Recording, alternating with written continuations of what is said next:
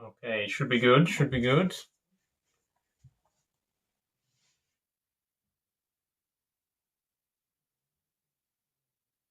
You get time for people to join.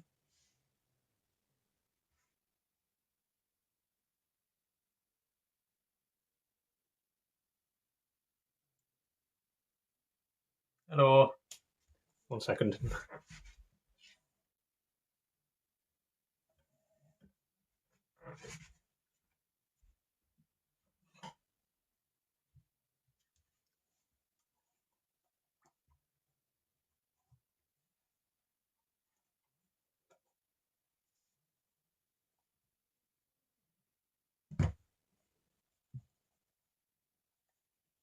Hi everybody. Welcome to the stream. Let me know if you can hear me all right. Although there's not much I can do if you can't, because I'm on my phone today, as you can see. First phone stream for quite a while. Been doing a lot of gaming streams recently, so I wanted to get away from that a bit today and do something a little bit different, a little bit special to me personally. So we are, as you can probably tell from the title of the live stream, we're going to be talking about trains. These trains in particular. But we'll get to that in a minute. We'll give people time to come along and get themselves in here before we start any of that sort of talk. But I hope you're all doing fine. Hope you're all having a good day. Like I say, it's very strange. It feels like so long since we did a non-gaming related live stream. I think the last one we did was the Lego Minecraft crafting table, which is still up there on the shelf above the train set, which we'll get to in a minute. But yeah, we've been doing a lot of gaming streams lately. Almost every stream I've done for like the last month or so has been on the computer. And I really wanted to do something non-computer related for a change, do something a little bit different, talk about one of my other hobbies, because I have a lot of hobbies besides gaming. And yeah, one of my biggest hobbies is railway modelling, which is what we're going to talk about today. Nice makeup. Thank you very much, Janie. Am I the person who does Farming Sim? Yes, I am. You may recognise me if you've watched my Euro Truck Tuesday or Farm Sim Friday series here on TikTok. I do live stream both of those games. But like I say, today, no gaming, just trains. What gauge do you do, says Tom? N gauge, Tom. So that's 1 to about like 148 scale. Like I say, I'll show you the whole thing in just a moment. It's very basic at the minute, but we'll talk about all that. The plan is all of my stuff is over there in the corner. And we're going to take a look at everything that I've got, all my rolling stock, all my buildings and scenery and everything else. And I'm going to share my plans for the layout and, what direction I want to take it in the future. Did I change my name? I didn't change my name, actually, no. Saul is the name that I was born with, and I decided to keep it when I came out. By the way, keep the questions coming. I'm always happy to answer questions. They can be trains related or trans related. I don't mind. I'll try and answer all to the best of my ability. What's your favourite? Good question. If you were to ask me about my favourite train ever, like my favourite loco, I would probably say the Japanese Railways EF64, which I actually have a model of that we'll get to see later on. But if you were to ask me about my favourite British train specifically, I would say the Class 55 Deltic, which was built in my hometown of Doncaster. And anyone who is into trains out there, you'll know exactly what I'm talking about, presumably. If you're not into trains, that's okay. Maybe you'll enjoy the stream anyway. We'll see how it goes. What day's Farm Sim Friday? It's on Fridays. Where's Minecraft Monday? There is no Minecraft Monday this month, as previously discussed. We're not going to be doing any Minecraft Monday for the next 5 weeks because there's other things that I want to do, and this is one of them. Minecraft Monday will be coming back in October, but yeah, there was a lot of other stuff that I wanted to do and the gaming live streams were taking up a bit too much of my time. I wanted to put one of them on pause for a few weeks so that I could do some other stuff. So that's what we're doing today. How are you doing, Saul? I'm doing good, Notion. How are you today? Favorite game, says Monty. My favorite game of all time is Oddworld Abe's Exodus, which I played a little bit on yesterday's stream, in case you missed it. And I might be doing some more this Sunday, or maybe the Sunday after. I'm not sure. We've started sort of a new series called Sci-Fi Sunday, which is not going to be a regular thing. It's just going to be like every now and then. But there's a lot of sci-fi games that I want to play. And yeah, one of those is Abe's Exodus, which happens to be my favorite video game ever. My birthday's in 7 days, says Logan. Congratulations, Logan. Hope you have a great day. Okay, we're a few minutes in. We'll give it a tiny bit longer, and then we'll get into the actual meat of the live stream. In case you're wondering what's holding my phone up, I've got a new webcam stand that I've been using with my new Logitech C920. It also has a phone attachment, so it allows me to have my hands free because we're going to be doing a lot of fiddling with the train set in a little bit. So that's why you're up in the air right now, and I'm down here with both my hands available. Don't you find that skirt really sweaty? It's not actually a skirt. It's a pair of shorts, as you can see. And they breathe quite well. They're quite open at the leg, like they're not very tight fitting. So plenty of breathing room. Don't worry. Okay. So have a quick drink, and then we'll get started, I suppose.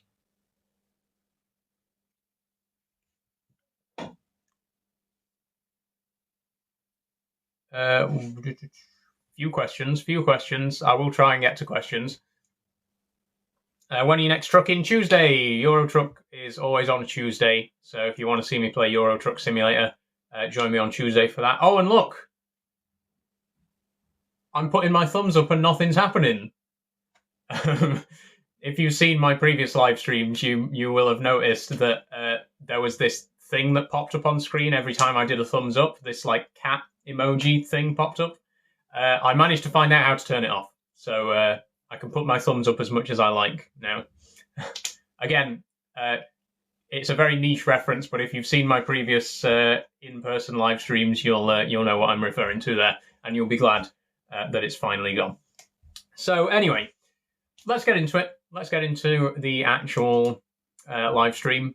We're going to be talking again about my N-Gauge model railway.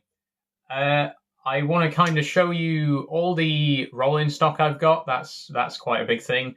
But as well as like scenery and other bits and pieces, as well as the track layout itself, and sort of tell you my plans for the layout and what I want to do with it going forwards, and other bits and pieces like that. So again, if you're interested in trains, you'll probably enjoy this live stream. If you're less interested, you might still get some enjoyment out of it. Who knows? But yeah, it will be a very niche kind of stream for the railway modelers out there. Can we see the spider? Yes, you can, Notion. I can show you the spider right now. Actually, let's remove you from the webcam stand for a moment. That's the stand, by the way, that's been holding you up. Spider is in here. She's back in her cone, so you can't see her very well at the minute. Let me just switch the camera.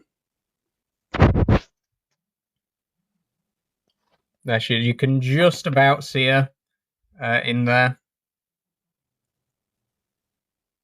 But yeah, she's back in her old hiding place again. So I imagine we're probably not going to see much of her today. I come down here. No, you can't really see her very well from down here either, but she is in there. She is doing quite well. Still being a bit shy, but she's about. Okay, so anyway, yeah, so what we're going to be doing is, like I say, over here, let me just focus, you can see we've got quite a lot of stuff here. All of these boxes have got, like, train-related stuff in. Some have got actual vehicles, like actual carriages and stuff like that. Some have got, you know, buildings and track and other bits of scenery. And we're going to try and look through all of it, basically, see what we've got, and then I'll show you the actual layout itself and what I plan to do with that. So if I put my phone back in here for a second. There we go. Okay.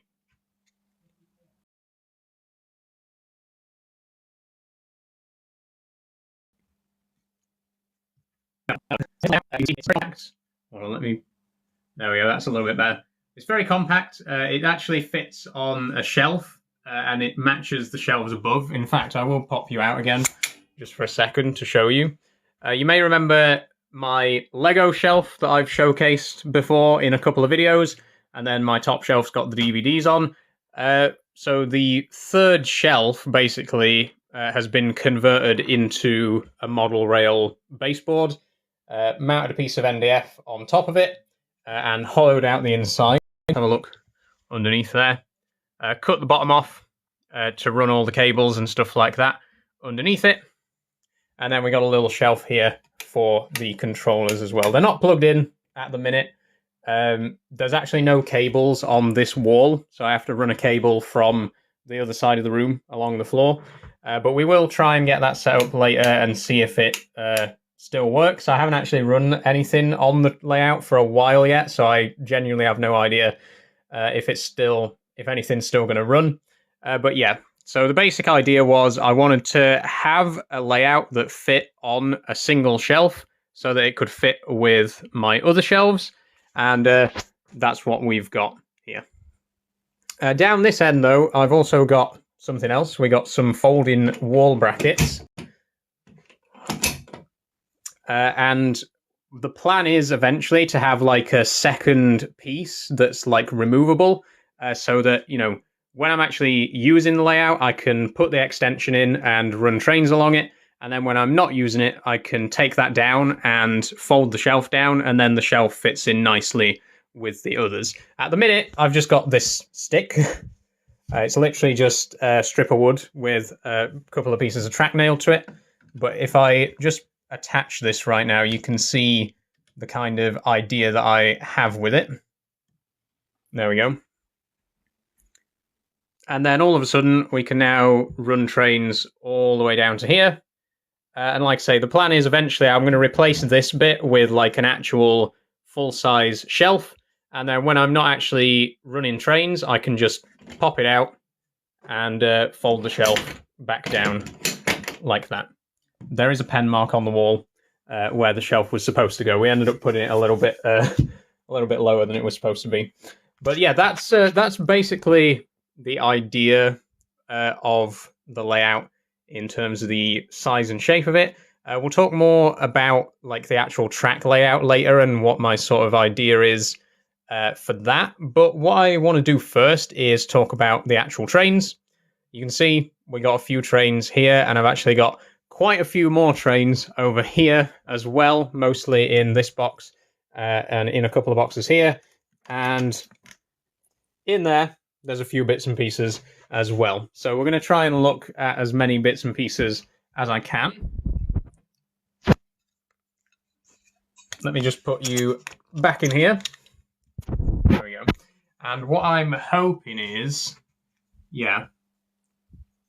Okay, if I keep the camera there, and then I'll just slide the boxes over and we'll have a look. Bring some bits and pieces over for you to take a look at.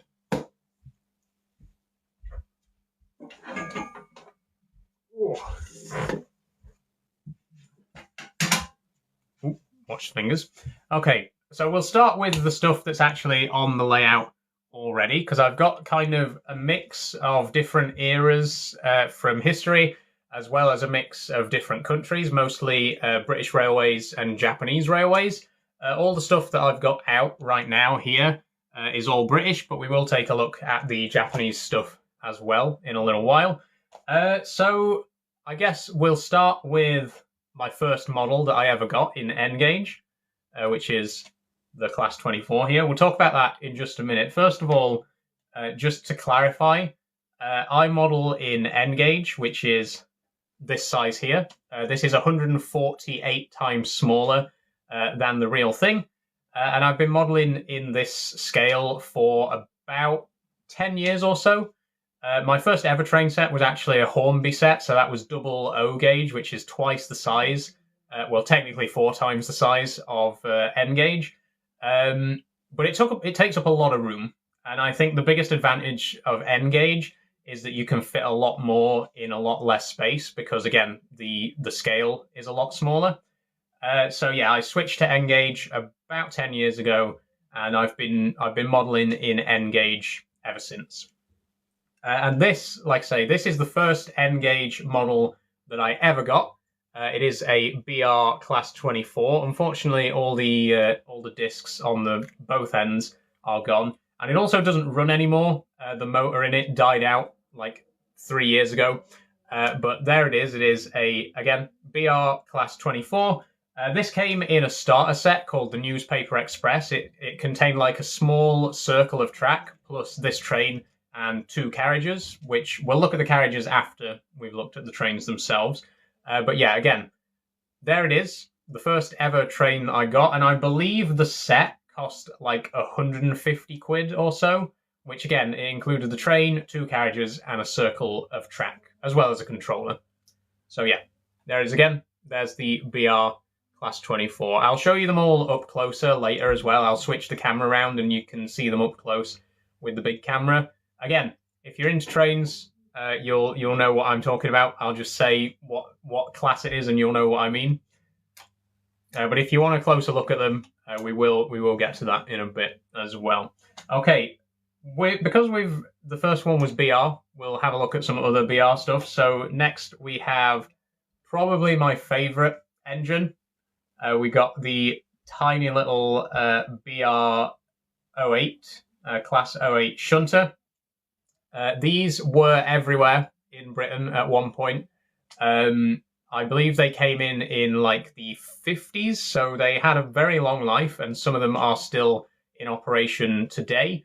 Shunters aren't really used as much today because trains tend to be like fixed formations, and the carriages never get separated from each other. But back in the day when trains were, when lots of different trucks were getting shifted about and stuff like that, shunters were all over the rail network.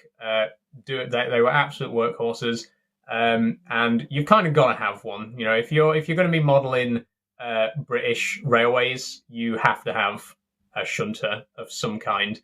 And the 08 is the one that I think almost everyone has seen. Even if you're not a fan of railways, you've probably seen one of these before. They were and still are absolutely everywhere. So I got this one a few years back. It's actually one of my more expensive models. This cost £95, believe it or not, which is quite a bit for such a tiny model. But again, worth it. It's good quality. It still works today. It's never let me down. A little bit of superficial damage, but yeah, it's just like the real thing. It is an absolute workhorse. So yeah, there it is. There's my BR Class 08 shunter. Okay, what else have I got in terms of British Rail? 1 second.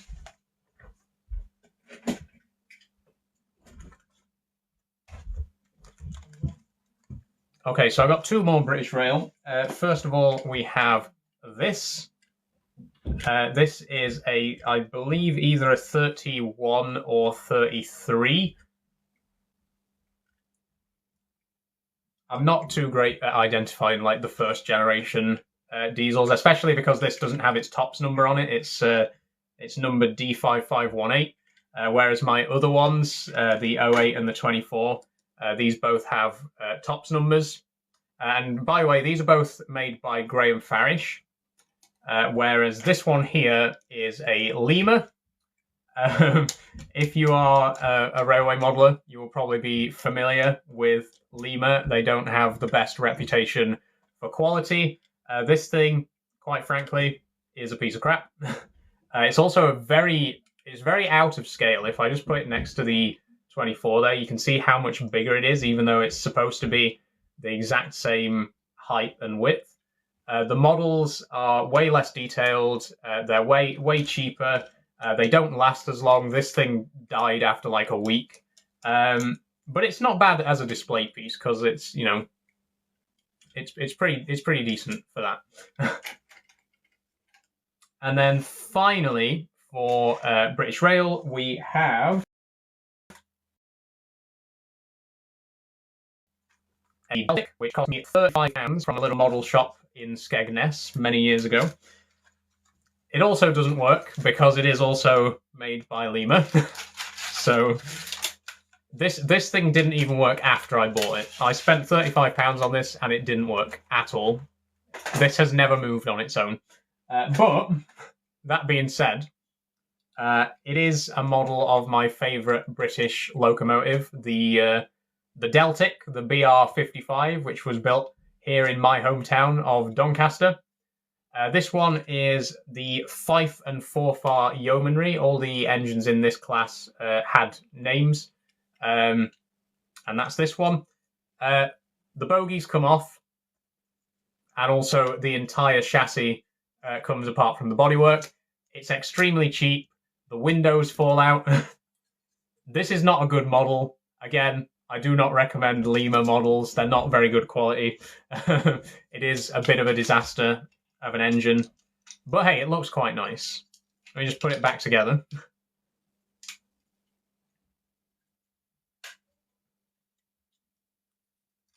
And again, yeah, it's never run. It has never run once. Even when I bought it, it didn't run. But it's not bad as a display piece. I love Deltics, and I think it looks pretty cool. In all honesty, my layout isn't really big enough for an engine of this size anyway. This is an absolutely massive loco that was used on the East Coast Main Line. So doing express services from London King's Cross to Edinburgh Waverley. And yeah, it's just not really suited to the size of my layout anyway, so I'm not really that bothered that it doesn't work. Someone said the audio doesn't match the video, so okay, let me just... I'll try pausing the live stream for a second. Oh, hold on. Right, I'm going to pause for a second.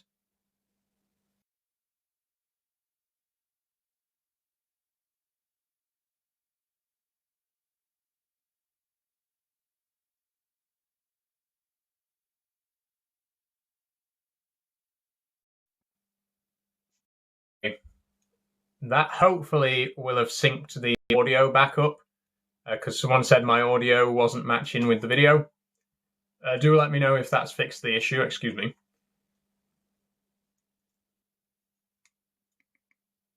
I can only pause the live 3 times, by the way, so it's... I can't really try that trick anymore. It hasn't fixed it. Okay. I mean, the only other thing is to end the stream and restart it. If it's definitely lagging, please, let me know. If any of my mods are here, can you let me know if it's lagging? Not that I don't trust you guys, but, if I hear it from one of my mods officially, then I'll try and restart the stream and see if that fixes it.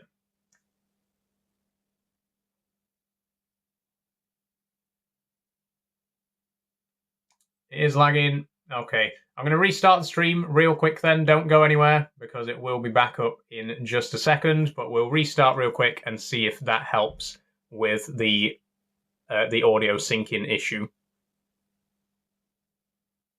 Okay, Geordie says it's completely fine for me. Okay, I'm getting mixed messages, guys. Again, like I say,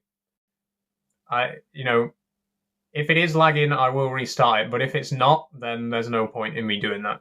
So, again, if any of my moderators are here, can you confirm that it's definitely lagging? If it is, then I will restart it. It is lagging. Thank you, AJ. That's all I needed to know.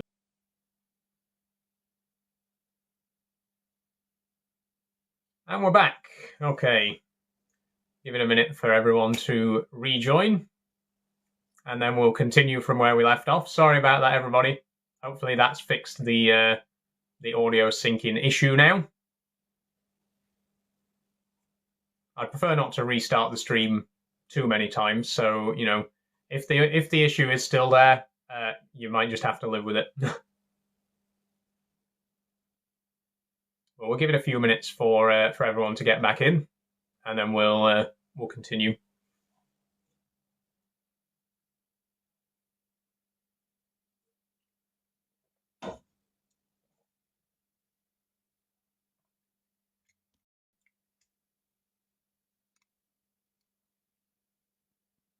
Okay. Looks like people are starting to get back now. I love your lives. Thank you, Wilf Smith. Much appreciated.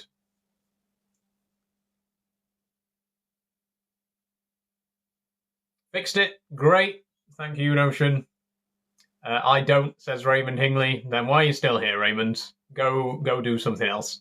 But yeah, we're just a couple more minutes, get a few more people in, and then we'll get back to where we left off.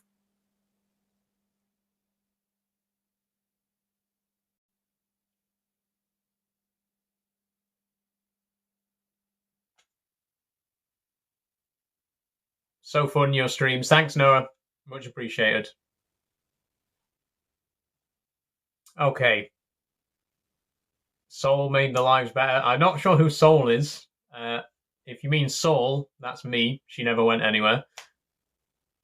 Am I doing Farm Simulator today? No, I'm not today, Peter. I only do Farm Sim on Fridays.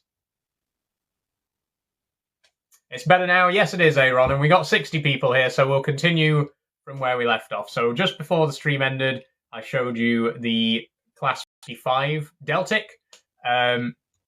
Here, right now, these four here are all my British Rail engines. We'll come back to the steam engine just there in a moment. But if I switch the cam real quick, there we go. You can see now. So once again, we've got the BR Class 24, the Class 08, the Class 33, and the Class 55 Deltic. So those are the four BR diesel engines in my collection. Okay, back in the stand. Oh, okay. So next we have a couple of steam engines, as you probably just saw then. First and foremost, we'll start with the one that actually works. Here it is. This is an absolute beauty of an engine. I absolutely love it. This is actually a Pico model. I've got the box somewhere. Yeah, one sec. There it is. It's a Pico model, which is the only Pico model that I've got, but it's really, really great. It is a 5XP, also known as the Jubilee class. Sorbs, you don't have to spam. No, there are no games today. But yeah, there it is. So the power is actually in the tender. So the tender is very heavy. It's got the actual motor in it. The engine is much lighter because there's nothing in there. But it won't actually run unless they're connected together. If you look very closely, you can see there's a couple of metal pins.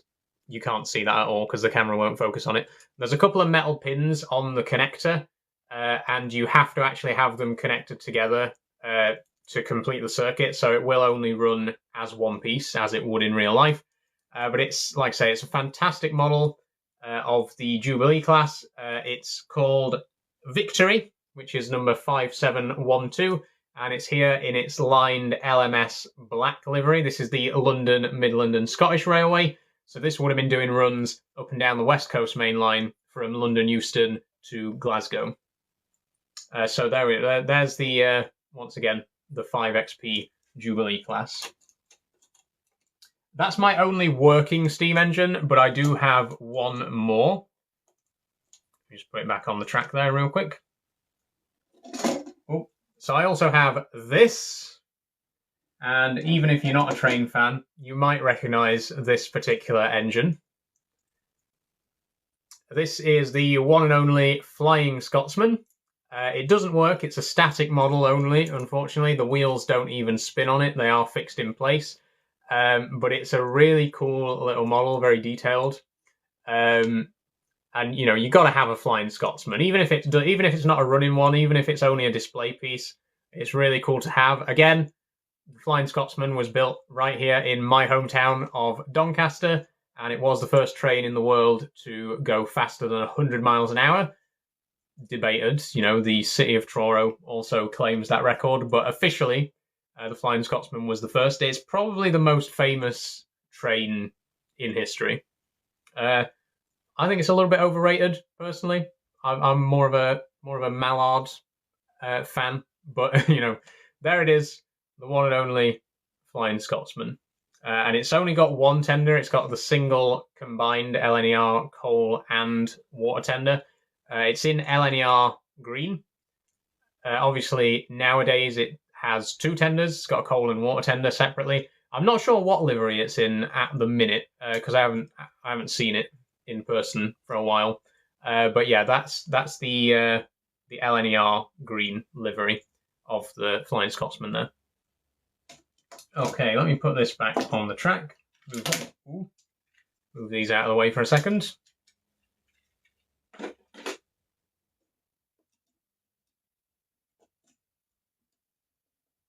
There we go. So just pan around again a little bit. So this is all my UK engines. Once again, we got the 4 BR blue diesels. We got the LMS Jubilee, and we got the LNER A1 Flying Scotsman. I do have plenty of BR rolling stock as well, but at the minute we're just looking at the engines. So we'll come back to the rolling stock in just a few moments.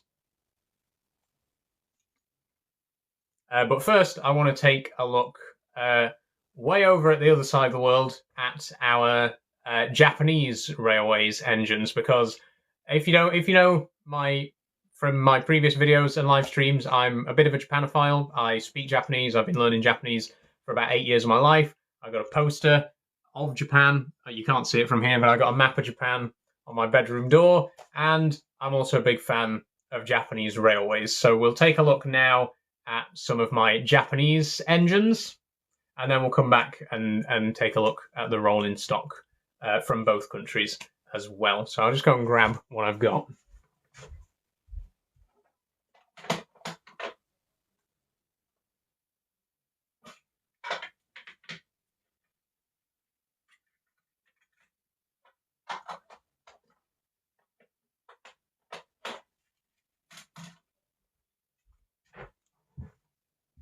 Okay, here we go. So all of my Japanese engines are from Kato, or Kato, sorry, I should say. It is Kato, obviously, force of habit. But all of them are in these fantastic presentation boxes. Like, they're really, really good quality display cases. Even like the tiniest little wagons and stuff like that, they all come in proper display cases, which I think is really cool. I really appreciate Kato for that, and obviously anyone any Japanese person who does railway modeling probably does it with Kato. They're a very well-known, highly regarded brand. So I've got a couple of bits from them. First of all, we have here the EF65. Oh yeah, EF64 rather. Sorry about that. Which I mentioned earlier. This happens to be my favourite engine of all time in the whole world. Let me just straighten up the head code disc a little bit on each side. But here it is. Once again, the EF64. It is it's a 12-wheeler. That's what I was looking for. The way that Japanese engines are numbered is based on their wheel configuration. The E is for electric, because it's an electric engine. It has pantographs like this. The F is for the number of axles. It has 6 axles. And then the 64 is just the model number. So EF64 is an electric 6-axled engine. And yeah, like I say, this is my favorite engine of all time. I absolutely love this thing. I think it's so elegant, so beautiful. I really love it. You'll get to see it up close later on when I switch the cam around. But there it is. There is my Kato N-Gage EF64. Pop that on the track somewhere.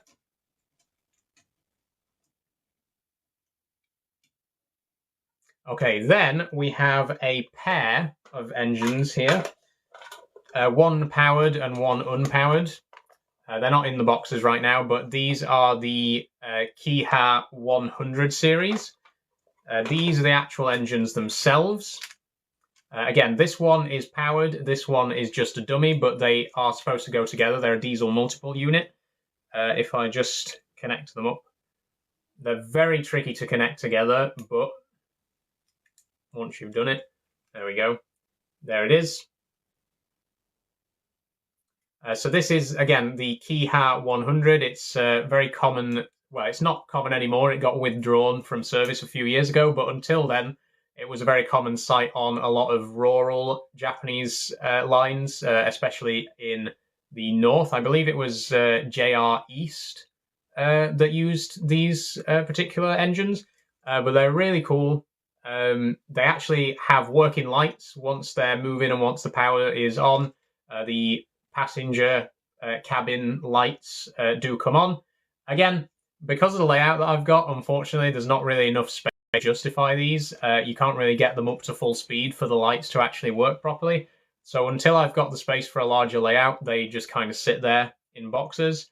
But yeah, they are really cool and they are really fantastically detailed. The Kato models in general, I really can't say enough good things about them. They are so detailed. I really love them. And yeah, there's the Kiha 100 series 2-car DMU.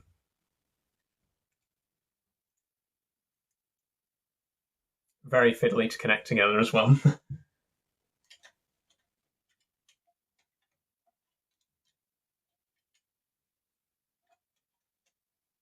Okay, and then we have one more, and then we'll move on to the rolling stock. But this is the big one.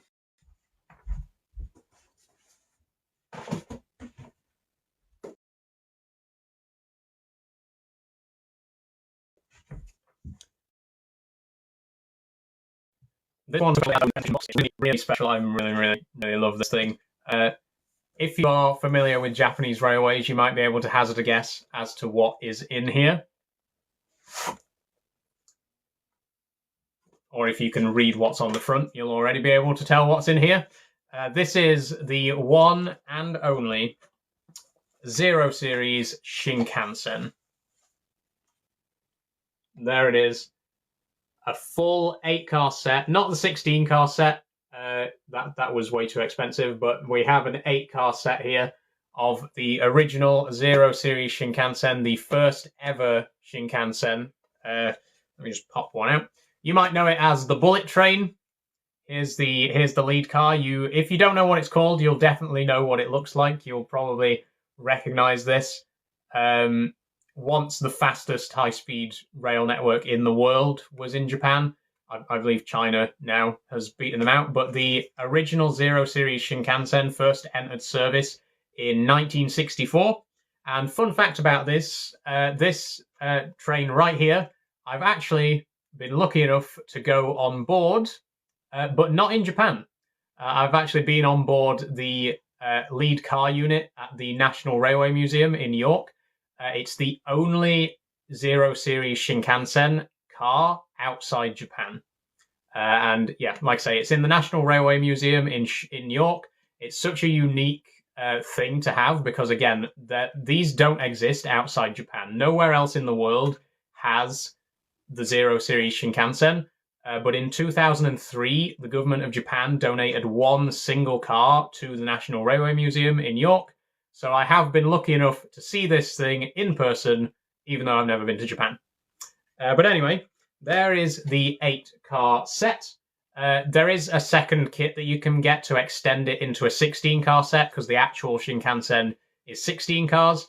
But this one here, as I say, is 8 cars. How much? This one, I believe, was like 125 quid, which is not bad at all. It's like a really decent price for such a special model. Like, it's, really I just love it so much. Unfortunately, again, I can't really get it out because the layout that I've got isn't big enough. Like, if I put all these cars together, it'll be longer than the actual shelf. Like, let alone having enough space to actually run it about. So, you know, one day, if I had a lot more space, I'd have a big layout that I could actually get this to work on. But as it stands, I just don't have the space for it, so it stays there in its presentation box. But it is an absolutely fantastic set. Really, really love it. And I really love the quality of the presentation box that it comes in as well. So there we go. That's the Zero Series Shinkansen from Kato. And in terms of engines, that is it. So we'll move on to rolling stock. We'll have a little look at what offerings I've got there. But if I just pan the camera over again a little bit, you can see right now, here is all of my engines with the exception of the Shinkansen. If I just switch the camera around real quick. So here's our British Rail Blue, once again, 24, 33, 08 and 55. We got the LMS Jubilee, the LNER Flying Scotsman, and then the Japanese engines, we've got the Kiha 100 DMU and the EF64 electric unit. And this, like I say, it's a little bit dusty at the minute, but this is my absolute favorite model, and it's a model of my favorite engine as well. I absolutely love the EF64. This is definitely my most favorite train in the world, probably followed by the Deltic. So that, again, is the complete engine selection. I do have a couple more bits of rolling stock to show you before we get on to the layout itself, which I do want to talk in more detail about a little bit later on. But we'll get back to that soon. Move some of these boxes out of the way. Okay, so rolling stock. We'll start with BR again. Let me bring this safe around. Ooh. Don't ask me why it's in a safe. The safe doesn't actually close, it's broken. I just use it to store stuff in. Move a couple of bits out of the way here.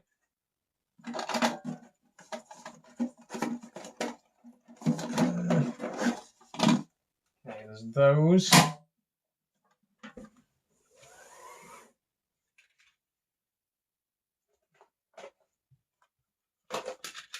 And then,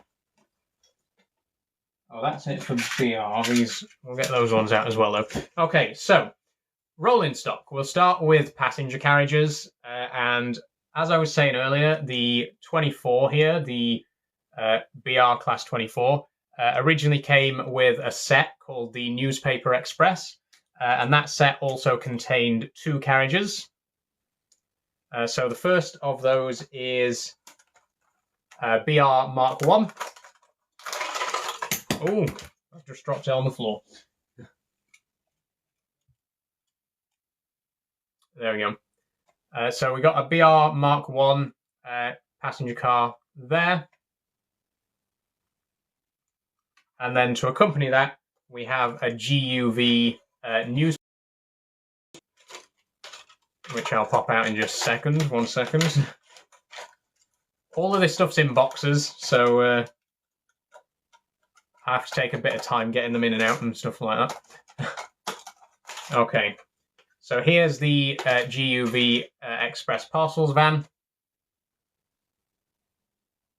There we go. It won't focus, but it does say Express Parcels on the side there.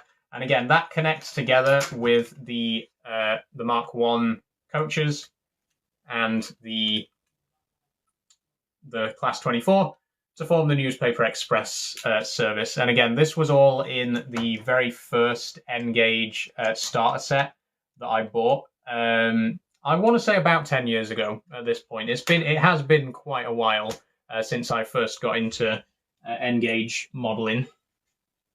Let me just pop this back together because it's fallen apart a little bit. Okay, but that's not all, because I also have 2 more Mark 1 carriages. One of them is another standard open passenger carriages, and one of them is a buffet car. These are not Graham Farish. I'm not actually sure what make these are. I picked them up in a hobby shop in Weston-super-Mare while I was living in Bath. And yeah, they were unboxed. They were just loose. So I have no idea what brand they are. They're not bad though. They're pretty decent. They're not quite right color-wise. They don't actually match with the Graham Farish ones. The blue is a lot lighter. But they are two really nice looking cars anyway. And again, we got a passenger car there and a buffet car to go with it.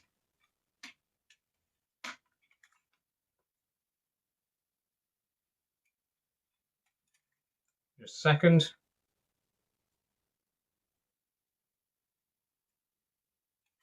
There we go. And then last but not least, we have a Mark II coach. This one cost me 28 quid from a model shop in Doncaster.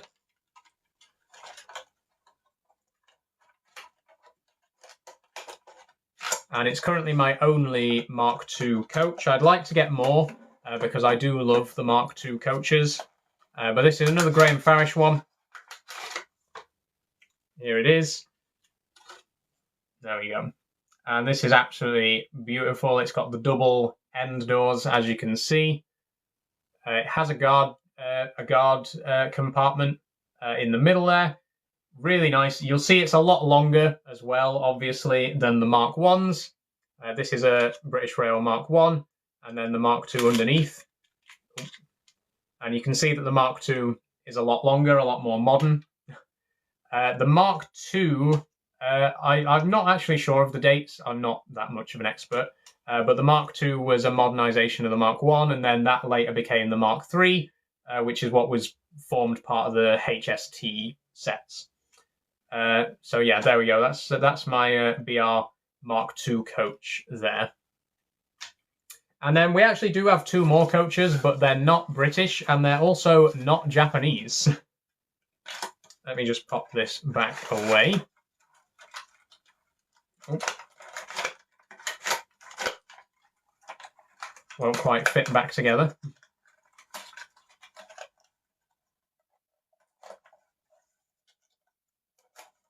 So here we have two passenger coaches, but these are actually Italian. So these are the only Italian rolling stock I have. Again, I picked these up from the same model shop in Weston-super-Mare. These ones are both Wren models.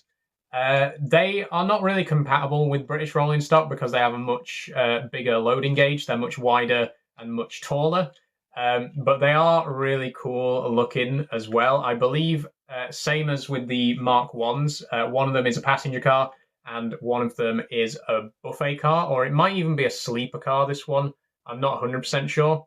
But yeah, those two, again, they're closer in size to the Mark II there. So I do think they run together well as a set, you know, these three together, even though they don't have a matching livery. With them being all the same size, I think they go quite well together. Ooh. But yeah, there we go. That's my my only Italian rolling stock. Everything else is either British or Japanese, with one more exception that we'll get to later. But yeah, there's my Italian Railways passenger coach and buffet car. Such a feminine voice. Thank you very much, Tyler Durden. Much appreciated compliment there. Okay, so that's all the passenger cars. We're already an hour in, so we'll speed a little bit along through the trucks, the cargo wagons, and then we'll get on to the layout itself because there's still a lot more to talk about. So we'll move back over to Japanese railways real quick, and I'll show you what I've got from that. 1 second. Here we go.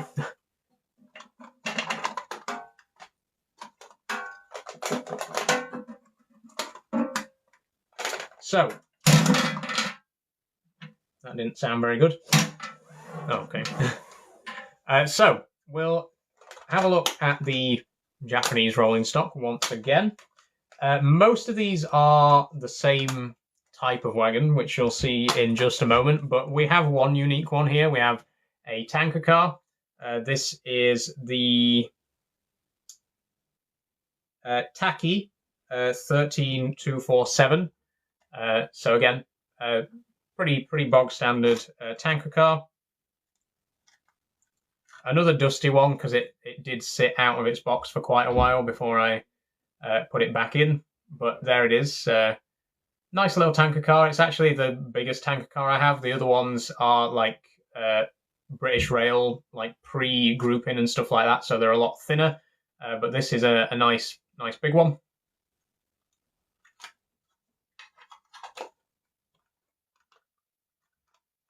And then the rest, as I say, are all refrigerator cars. So first of all, we've got the Ray 12,000. I've actually got 3 of these. And it's pretty basic. It's just a refrigerated box car. So obviously used for the transportation of primarily fish, because obviously Japan has quite a big fish market. So that's mostly what it would have been used for in reality. I'm not sure if these are still in service because they are quite old at the moment. But as I say, I have got 3 of these. I'm not going to get them all out of the boxes because it's going to take forever. But those in there are exactly the same as this one.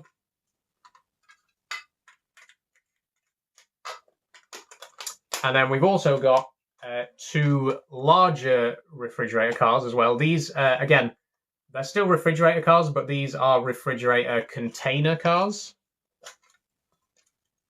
So this is a bit more similar to like an intermodal container kind of thing. I believe it's a Resa 5000. And then the other one, the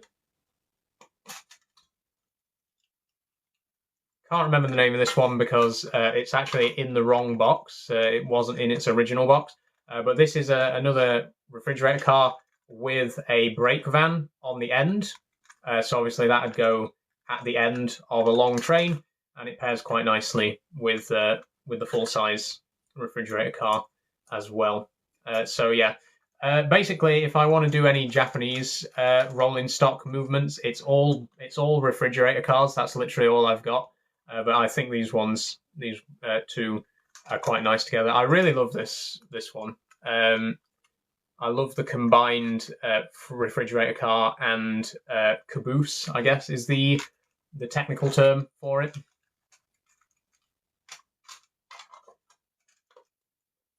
But that's what we got in terms of Japanese railways.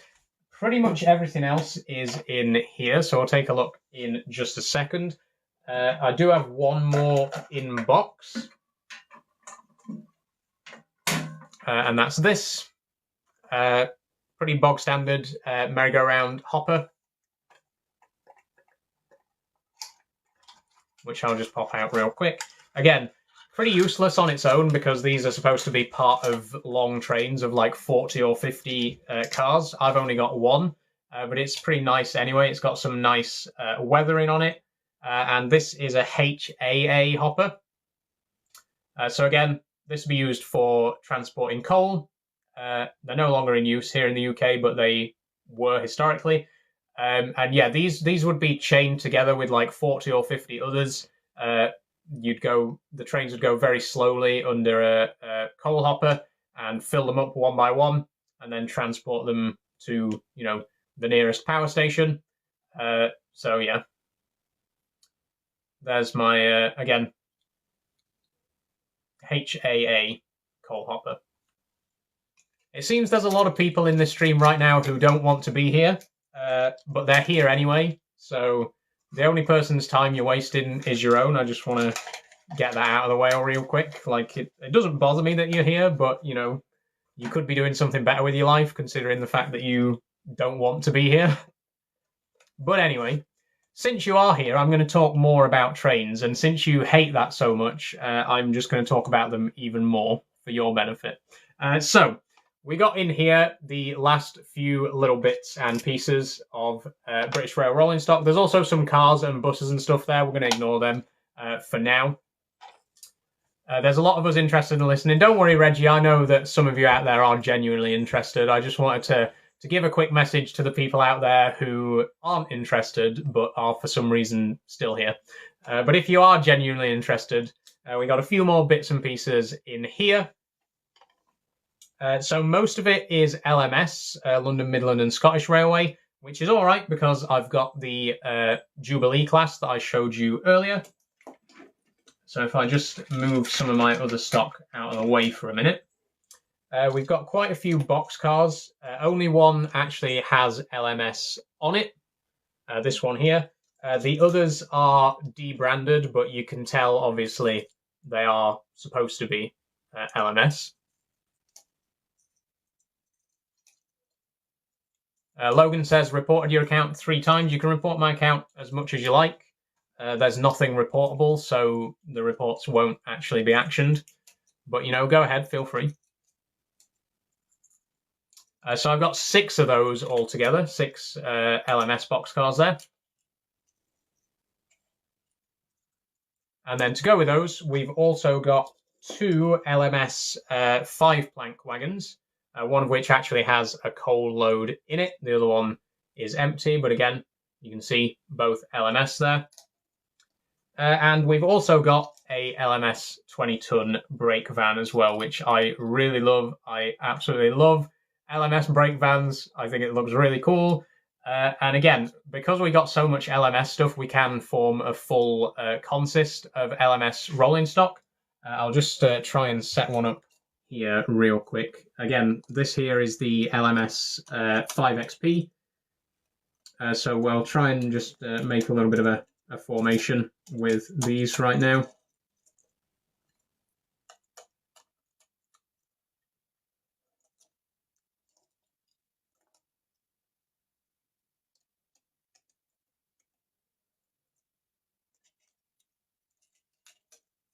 Put one a bit further up.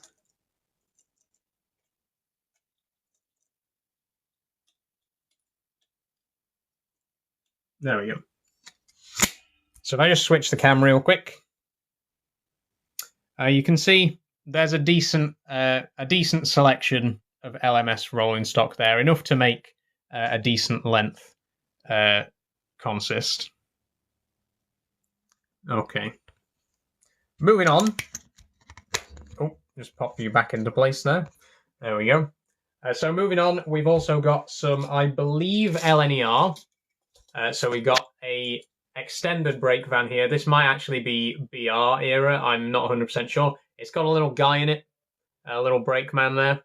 But again, the BR brake vans were based on the LMS ones, so you can see it's basically the exact same design, but with extended sides, extended ends. And then to accompany that, we've also got 3 more boxcars in brown. There they are. And 1 7-plank wagon, or 5-plank wagon rather. There we go.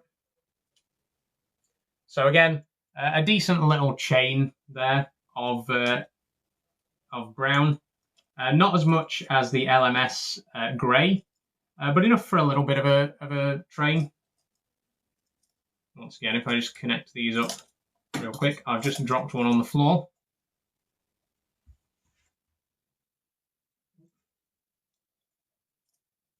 Forgive me for not putting this one on the actual track. We're running out of space. But there we go. We got a little short consist there. Again, not quite as long as the LMS grey, but pretty decent. And then we've got a couple of odds and ends. So just put it back into place again. Can I see the Eddie Stobart? Yeah, just give me a minute. We will get to the non-rail vehicles in due course. But there's a couple of things left here. We've got a couple of branded wagons. We've got Evans Anthracite there. That's a 7-plank. We've got a flatbed here. This is actually my favourite. I want to talk a little bit about this. So originally, this flatbed was for this Lions tea container. But as you can see there, I've attempted to transform it into a nuclear flask car. It's horribly inaccurate. Obviously, there are no nuclear flask cars that actually look like this. But I'm quite happy with it, honestly. I just took a little flatbed, made like a little grey box, and then used some cable to tie it down. And it's not bad. Again, it's not actually representative of any real life nuclear flask cars, but it kind of works. And it does make a pretty decent nuclear flask train if I combine it with the Class 24 and the Class 33, as I'll just show you now.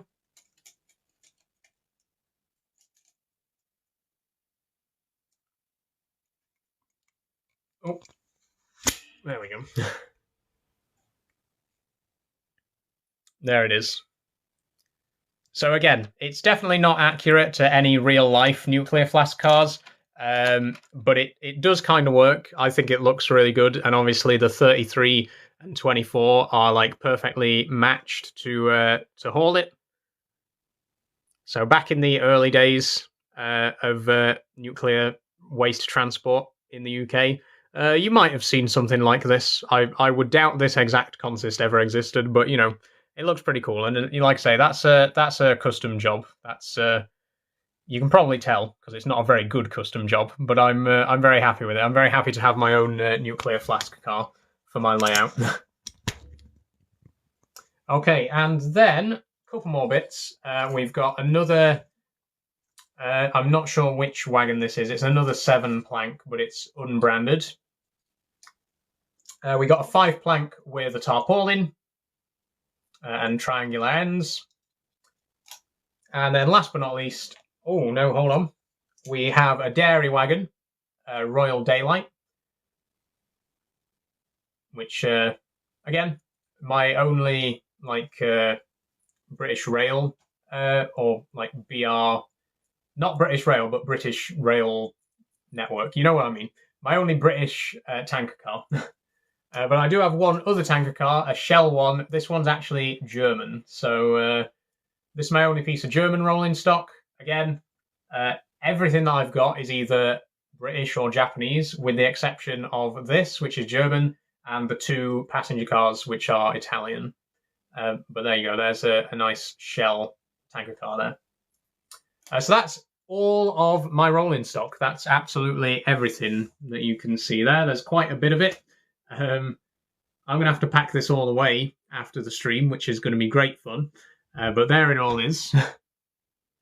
Okay, so in just a minute, we will take a look at what else is in this box, because we got a lot of cars in there, a lot of buses, a lot of vans, and we do, of course, have the Eddie Stobart lorry that someone spotted earlier on. So we'll look at those in just a moment. I'm going to need to tidy some of this up a little bit. So, yeah, I'll put away the Japanese stuff because we're not going to need this out anytime soon. While I'm doing that, if you want to ask me any questions, go ahead. I'll do some Q&A so that you're not just watching me pack things up in silence. There we go. What's the scale of these? The scale is N gauge, so 1/148. It can range from anywhere from like 1/140 to 1/160. But as far as I know, like most modelers, most brands are 1/148. So it's half the size, or like a quarter of the size, technically, of 00 gauge. So it's one size down from 00.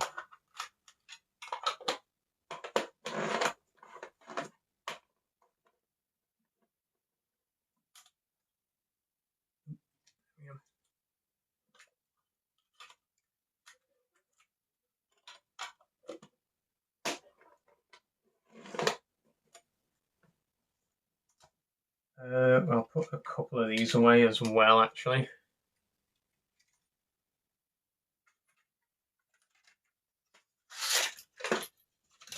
We'll definitely put away the Deltic because it doesn't work, so there's no point in having it out. And it's too big for the layout that I've got anyway, as I mentioned earlier. So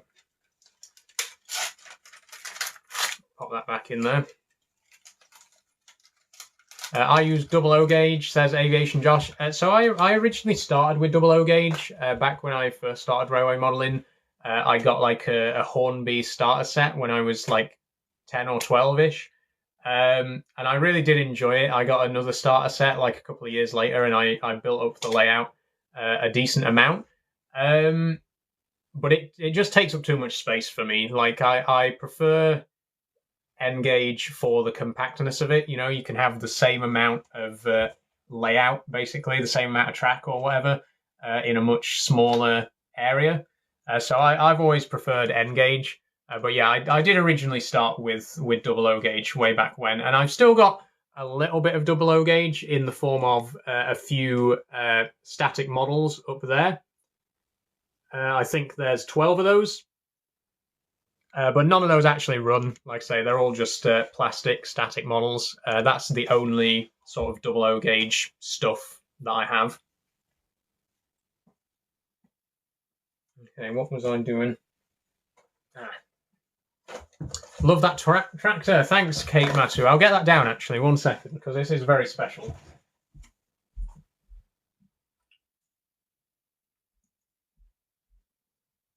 Unfortunately, it's a little bit bruised and battered as well, but this is a Porsche Diesel Junior 109.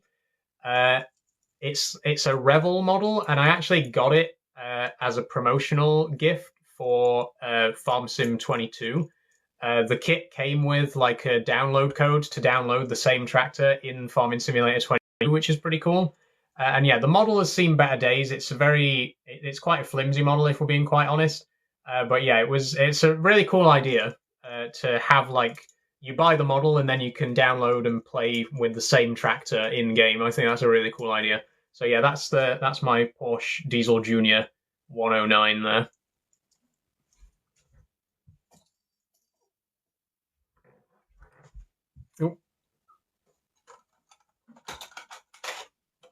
Okay. I should have really put the models away as soon as I got them out. Like, I should have got them out one at a time and then put them away again, rather than getting them all out and then putting them all away. But it won't take long, don't worry.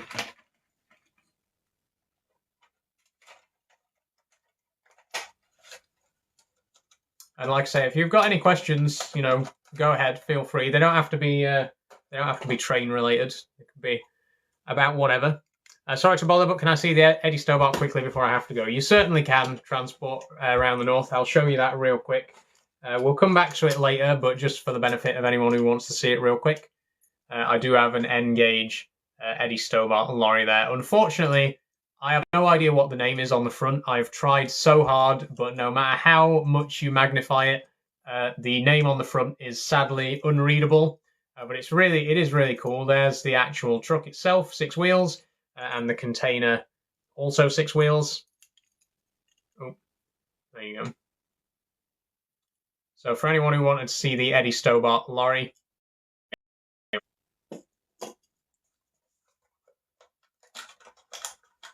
could I help you build your Discord or for your Patreon? I've got good experience with Discord. Send me a DM, Ryan, because I am actually thinking about setting up a Discord. And for anyone who's not familiar, a lot of people have been asking if I'm going to set up a Discord server, and I've been considering setting one up when I get to, which I'm hoping is going to be soon, like in the next couple of weeks. So yeah, if you'd like to help me with that, Ryan, you know, drop me a message, and you know, we might have a chat and see if we can get something set up. Nice makeup, thanks, Cristiano Poopy. The lighting in this room is not doing me any favors at the minute. I'm sat right next to a window, so it's washing my face out a lot. But thank you for the compliment.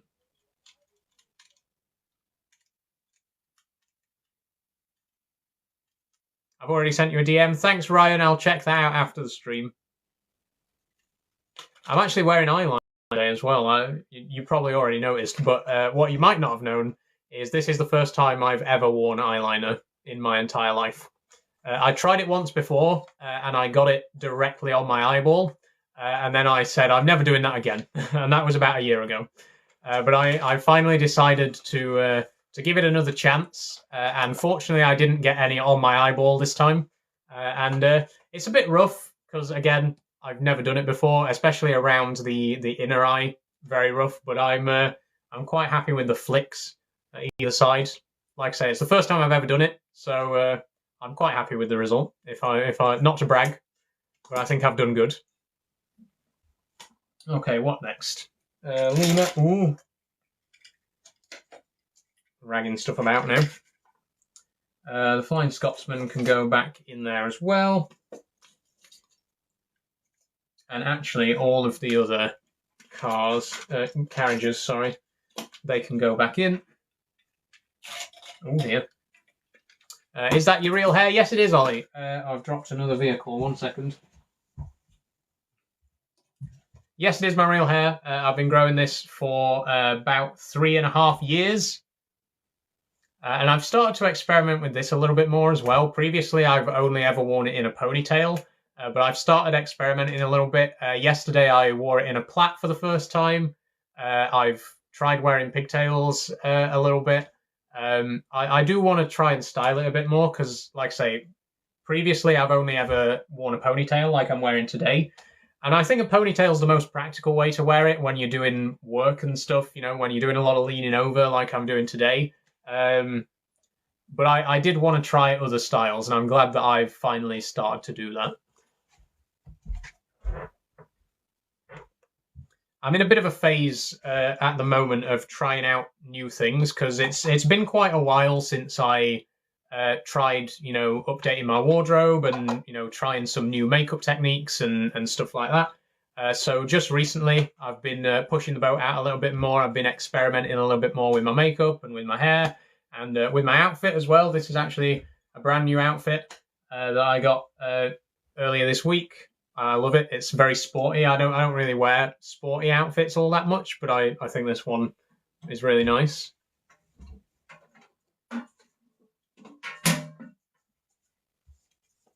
Okay, we are directly in the path of the sun right now. I do apologise. My face is going to get even more overexposed.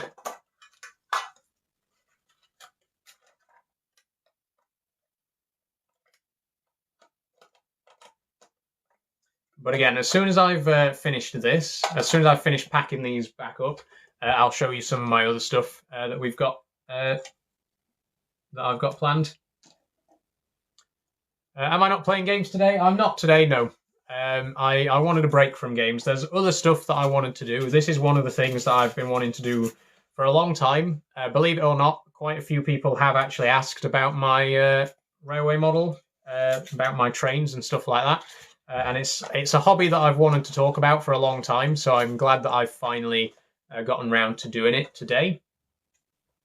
I appreciate it's not everyone's cup of tea. You know, not everyone's into trains, but you know some people are, and some people asked me specifically to make a video about my layout, about my rolling stock and stuff like that.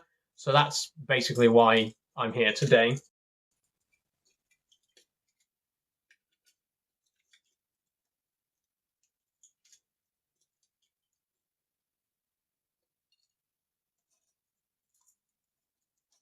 Okay, will these all fit back in? They all came out of here, so they've all got to fit back in, surely.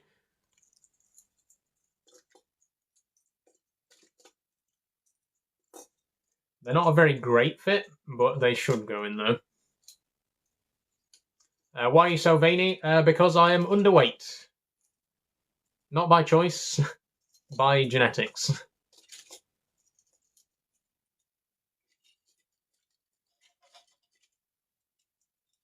Okay, I'm going to have to take a couple of bits out to make room to put stuff in. But these are bits that I want to show you in a minute anyway, so I'll just get these out real quick.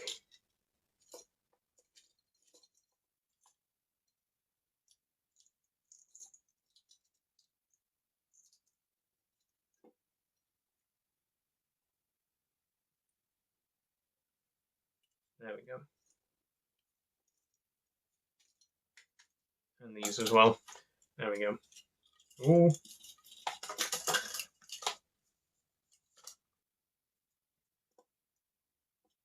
Okay. So, pan the camera back around. So now I'm going to show you some of my vehicles, like road vehicles, because I've got quite a few of those as well.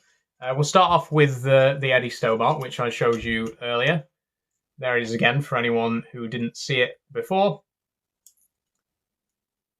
And it is separable as well. It's two separate pieces, the trailer and the truck itself, as you might expect. So this is my largest road vehicle, obviously, because it's a full-length lorry, but that's that. And I've also got two shipping containers as well. These aren't road vehicles, obviously, but they are the same like container dimensions as the Stobart trailer as well. So I always try to keep them together. They're both fictional brands. We got Powerbox and Consent Leasing. There we go.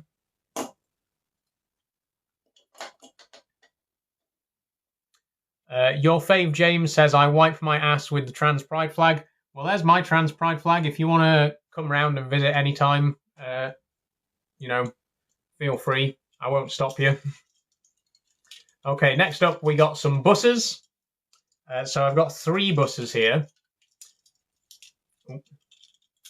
There we go. And 2 of them are the same. These 2 are both Routemasters. They're in East Yorkshire Transport livery, so a nice black livery. They both got the same destination, which is City Centre Station. Not sure which city centre, but East Yorkshire, I'd guess maybe Hull. So there's those 2 Routemasters.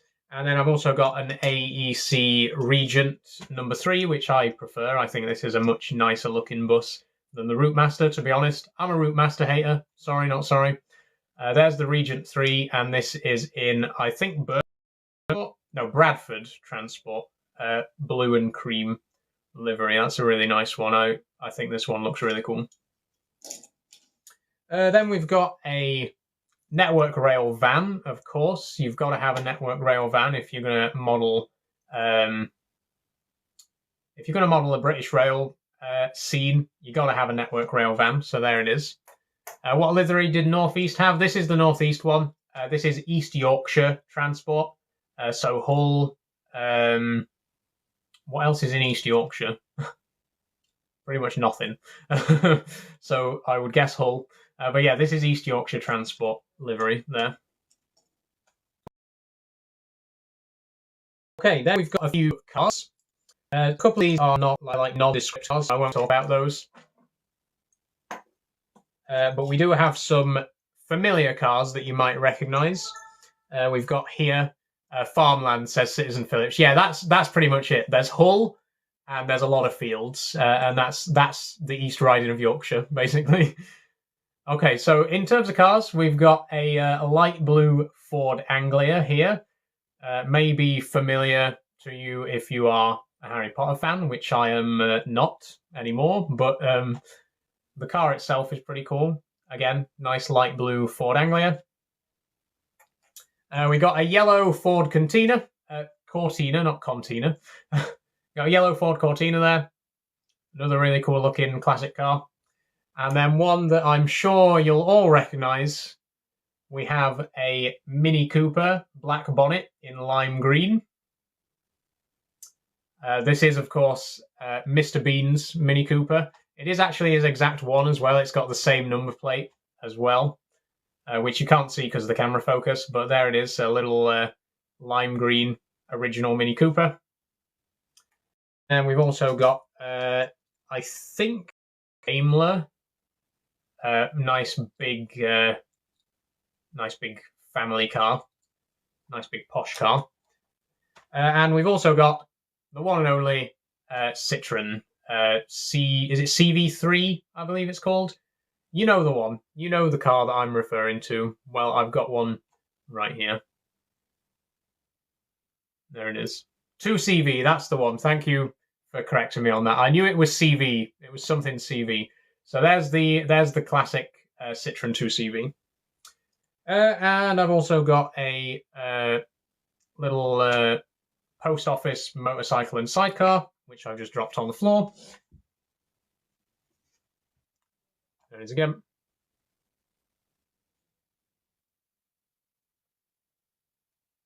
And last but not least, I have Wallace and Gromit vibe. Yeah, it does look a lot like Wallace's motorbike from A Close Shave.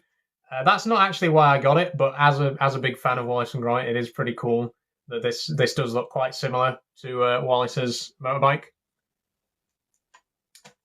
And here,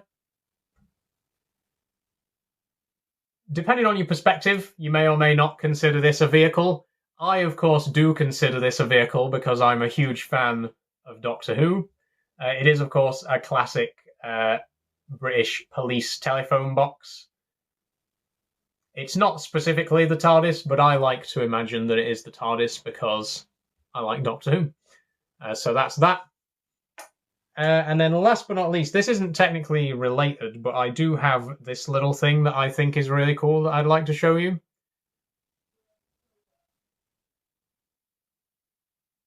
It won't focus because it's so tiny.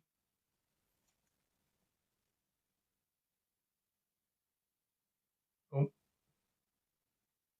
Yeah, it really doesn't want to focus on this. I'll switch the camera around so that you can actually see this up close because I really love this little like sort of Easter egg that I've got on my layout.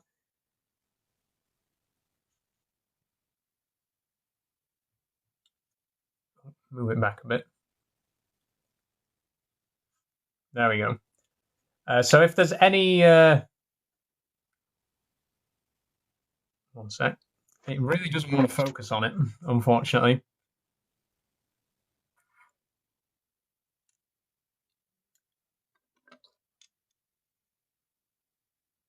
There we go. So if there's any Call of Duty Zombies fans in the audience right now, you might recognize this. This is a Juggernog machine. I actually made this myself from like an old barrel and a little wheel that came off another vehicle. I just thought it was a really cool Easter egg to have. I like to hide it somewhere on my layout, and then you know, it's just like, oh, there's a Juggernog machine on my train set. It's really I like it. I think it's a really cool little Easter egg. So yeah, that's what that is. That is a Juggernog machine in N gauge scale. Yeah, I just wanted to show that one off because I'm really happy with that. That's a custom job.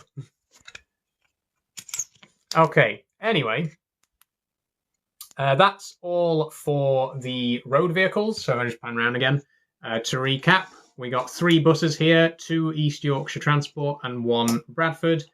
We got the lime green Mini Cooper of Mr. Bean fame. We got a yellow Ford Cortina, light blue Ford Anglia, Citroen 2CV. This is not a Daimler, it's an Austin Princess town car. That's the word that I was looking for. Austin town car there. We got the Network Rail van, the Eddie Stobart lorry, the motorbike and sidecar, and of course, the TARDIS. And that's all my road vehicles. Did I miss the trains? Well, we're not talking about trains specifically anymore, Alpha Soy Boy. We are past that point, but I'm still talking about my actual layout. So don't worry, you haven't missed out on that. I'll just put the road vehicles back in their box once again.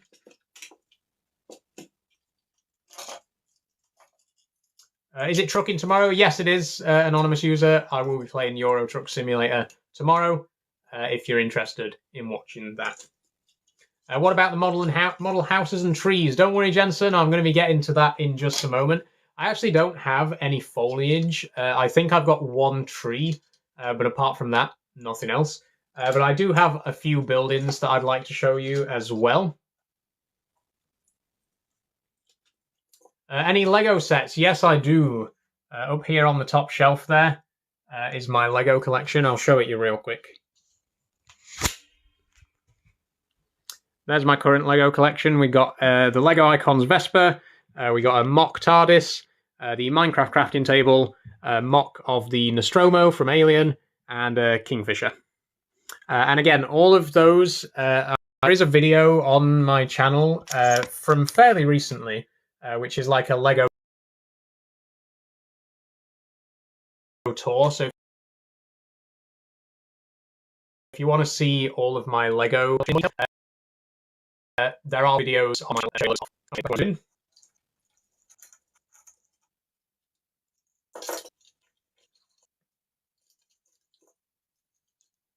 What's the fit for today? So today I'm wearing, as you can see, I've got a nice sporty black top on. This is brand new top. I was saying earlier I don't really wear like sporty looking outfits, but I thought I'd give this a try, and I'm very happy with it. And then the shorts are just they're just blue shorts basically, but they're quite nice as well. I like it. I think it's a very good fit.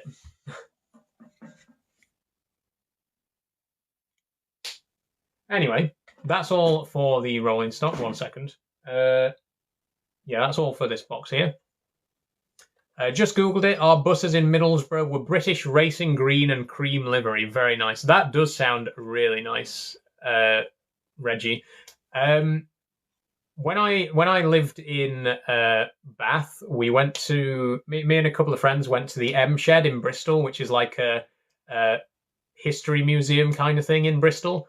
And they've got like an original Bristol transport bus, and it's a very similar livery, that like dark green with a cream stripe across it. I think it was a Routemaster. I'm pretty sure it was a Routemaster. But yeah, it was a really cool bus. I really like old buses as well. I'm a big fan of classic buses, particularly Regent. I don't really like the Routemaster, to be honest, but the AEC Regent I think looks really cool. What's in the boxes? Train sets? Yes, all of these are trains. We have actually already looked at these earlier on in the video, turbo tap jet washing. So unfortunately I won't be showing them again, but I did show all of those off earlier on.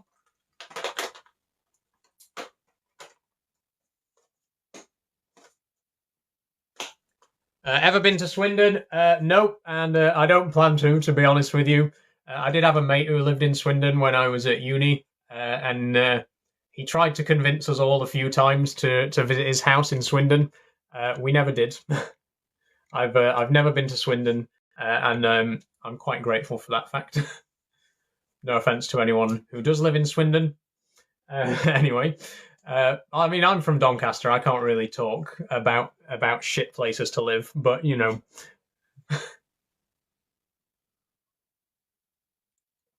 Okay. Anyway. We're going to talk now about some of my buildings, and then we'll take a look at the actual track layout itself, because there's a few points that I want to clear up about that later on. 1 second. Am I happier now? Asks Heisenberg. Yes, I am, Heisenberg. I can't tell you enough how happy I am. And I do say it a lot because people ask me this question all the time. But genuinely, I'm in so place now compared to where I was 3 years ago.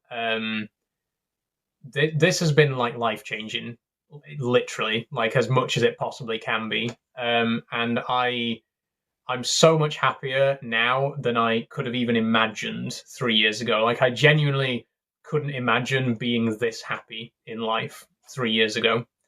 So yes, to answer your question, I am infinitely happier now than I was 3 years ago. Like I'm so happy.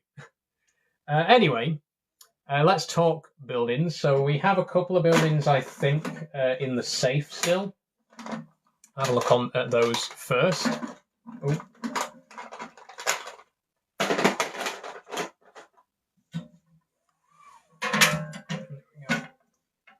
There aren't any buildings in there. They're behind me. 1 second. So we have here a post office. We're talking buildings now.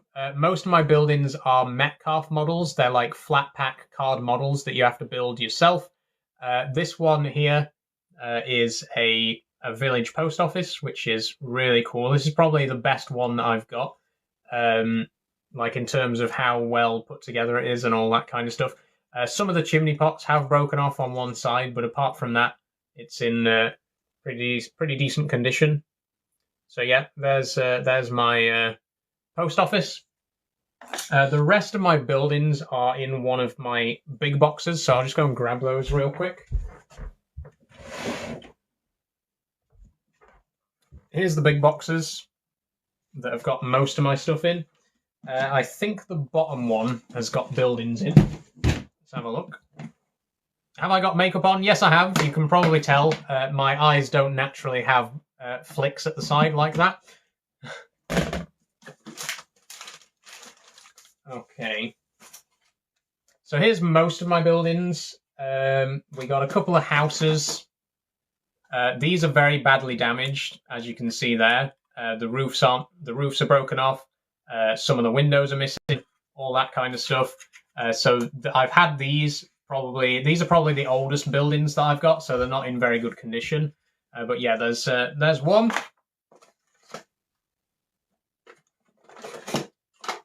There's two. This one's probably the worst condition of them all. The roof isn't even attached properly, and there's no porch on the outside. And then the third one, this is actually probably the best one. It's got the full porch out front and the back. It's only missing a door on one side, but all the windows are there and everything else. And it's actually got a Japanese flag. This is a custom job that I did myself. Just sort of stuck a little bit of white paper on there and then added a tiny splash of red paint. So it's got a nice Japanese flag hanging out the window. Just a little nod to my, interest in Japan. So that's all in all 3 of these double semi-detached cottages.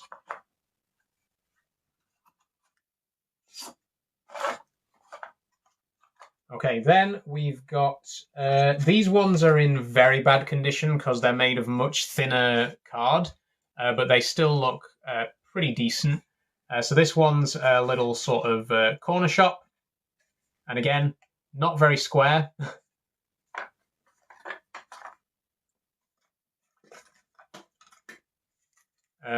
This one needs chucking. This is a little row of cottages, but the chimney pots are completely bent out of shape. We've got a terraced, a Tudor style. I'm not sure what's the name of the building technique in these houses. I can't remember it. Let me know. But you know what I mean. It's like the Tudor style wood paneling. This one's a little bit damaged on the side here. This side is a bit loose, but this is a really nice one as well. Have I made these? Yes, these are all... Excuse me. I'm okay. These are all from... I'm not okay. Now I'm okay. These are all card kits, so these are all like flat pack. You cut the card out and then you assemble it like a paper net. And like I say, that one again is a Tudor house. Bordered paneling, it's called. Thank you very much, EP23. So that's a bordered panel house there. This one's probably my favorite one. It's the most solid and also the most complex design. You can see both the sides have like a sticky out top floor. Again, I can't remember what that's called either, but you know what I mean. So I really, really like this particular building. Then we have a station building, which obviously goes on the platform at a station. This one's in decent condition. The chimneys are loose and the back chimney is also missing, but a pretty decent building. It's got some GWR posters on either end that I'll show you a little bit up closer later on. And then that's it for the card houses. So we'll take a closer look at those before I look at the other houses. Oh. So again, the post office is definitely my favorite one. This is by far the most detailed. You can see there's all sorts of stuff in the shop window there. Hold on. Let me get into a better camera position. Oh, there we go. Local man eats live sheep is the headline on that little billboard there. which is quite a nice little Easter egg. Yeah, there's stuff in the post office for sale. There's a post box. There's a Wall's ice cream advertisement. There's a cafe on one side. This model is just absolutely brilliant. Advert for Hovis bread on the side and Dairy Milk ice cream. Just absolutely brilliant model. Sorry about the camera focus. I absolutely love this one. This is by far the best of the Metcalfe card kits that I've currently got. Then there's the houses again, the semi-detached cottages. All three of these are in pretty bad condition, but this one, the one with the Japanese flag in the window, is probably the one that I'm happiest with. Then there was the corner shop. Not too much detail on this one. This is not Metcalfe. It's a much cheaper card kit. I can't remember the name of it. But it's not actual card. It's just like thick paper, basically. And definitely not as good quality as the Metcalfe ones, but still pretty cool. Then there's the cottages, which again, very badly damaged, but you can see there, there's a advertisement on the side, if it'll let me focus. An advert for Great Western Railways.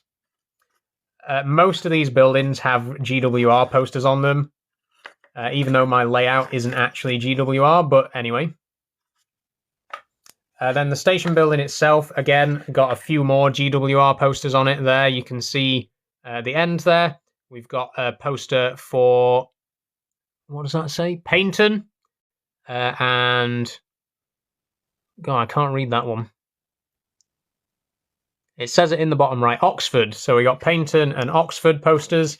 And then on the other side, Cornwall. And that one's just a general GWR poster. Did I make all these myself? Yeah, so again, these are all from card kits. So they just come on a single sheet. You cut them all out with a craft knife and then assemble them and glue them together. So they're pretty easy to put together. Some of them, like I say, are better quality than others. The Metcalfe ones, definitely. I mean, you can see the difference here in quality. I've owned both of these for about the same period of time, and this one is in far better condition than this one. So it just shows you the difference in quality between the two. I'm trying to remember what the cheaper ones are called, because I genuinely am not sure. I might be able to find a spare sheet somewhere with it on, but anyway. And there's the timbered house again. So those are all my card buildings. I also have a couple of other buildings as well, which I'll show you real quick, that are not plastic, that are not card kits. So we have here the Graham Farish house under construction. I think this is really cool. I think something that people like overlook when they do railway modelling is that they don't really make their layout feel alive. You know, they don't make it feel like things are actually in progress. So a house under construction, I think, is a really cool idea for a layout. And this kit itself is really cool as well. I'll just unbox it for you.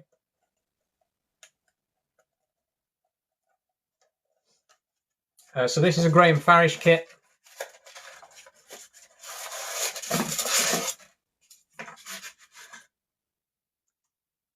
There's the house itself. As you can see, it's unfinished. This is ceramic, so it's a pretty sturdy model. But you can see there, the floor's done, and the timbers for the roof are just being set into place. And then there's also... It's a little bit fiddly, but there's also the actual scaffolding which goes around the outside of the house. So if we put it all together, that's what the actual building looks like when it's deployed on the layout. And again, I just think this is really cool. I think it's one of those things that people don't really think about when they're doing railway modelling, is there will be buildings that aren't finished. You know, there will be stuff... it needs to feel a bit more alive. And I think having something like a building that's still under construction is a really nice little detail to help the layout feel a bit more active. So yeah, that's the house under construction from Graham Farish. And then I have two more buildings. But once again, they are not British buildings, they are Japanese buildings. These are both Tomy kits, I believe. 1 second, I do have the original box. Yes. So these are Tomy buildings. They are plastic kits that you put together piece by piece. One of them is supposed to be a tea shop, and one of them is supposed to be a soba shop. The signs are missing from them, so I can't remember which is which. But you can see there, very, very Japanese-looking buildings. They've got that Japanese architectural style. These are really cool. They came from a time where I wasn't really sure whether I wanted to do a British layout or a Japanese layout. And I ended up kind of doing a mixed layout that had some Japanese elements, some British elements. But if I ever do a full Japanese layout, which I'd kind of like to do, these buildings will come in really handy for that. And again, these are the Tomy-tech, sorry, soba shop and tea house. So really, really cool plastic sets. I do actually have a couple more buildings, but they're train stations, so we'll get to those in just a minute. But again, there we are. There's our Japanese tea shop and soba house. Really cool looking models, really detailed, brilliant, like Japanese architecture. I really like those. What is left then in terms of buildings? Here we are. So I do have a station platform somewhere. It might be in my other box. Let me just pop that to one side. Here we go. Oh yeah, here's the Metcalfe kits, the actual boxes for the kits. So this is the kit that the houses came in, and then this one was a bus transport depot. Unfortunately, the transport depot got irreparably damaged, and I had to throw it away, which is a shame because this was one of my favourite card kits. And you can see there on the box, it's a very big model, really cool looking. And yeah, now that I don't have this, I've got a lot of buses that don't really make sense because I don't have a bus station. So I've got too many buses on my layout at the minute. Then somewhere else in here,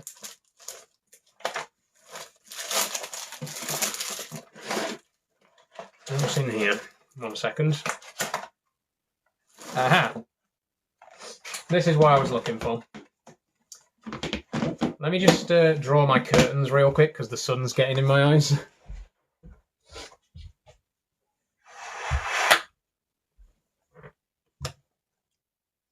There we go, that's a bit better. Okay, so in here we have a train station in two parts.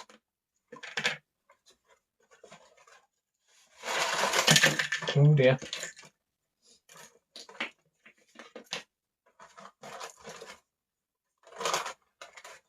So again, these are both from Metcalfe card kits. We've got one platform here and then the other platform here with entrance ramps. Both sides have also got a foot tunnel to get under the track. So if I just pop these down and switch the camera around real quick, you can take a closer look at those. Here we go.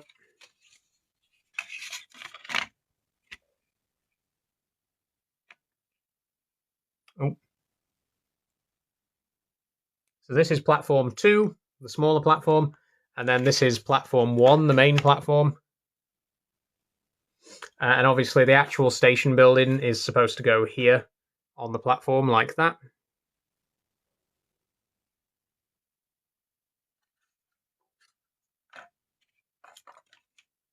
And then last but not least, we have one more building, which is another train station, but this time a Japanese one. So I'll just grab that.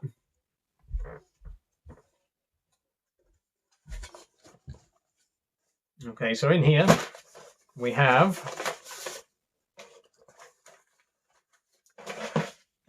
this is another Kato kit.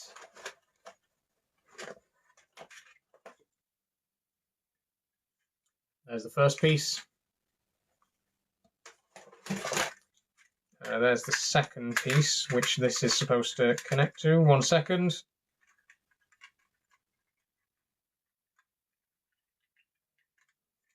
Why won't you go in? Ooh. Your makeup looks really pretty today. Thank you very much, Chels. Ooh. There we go.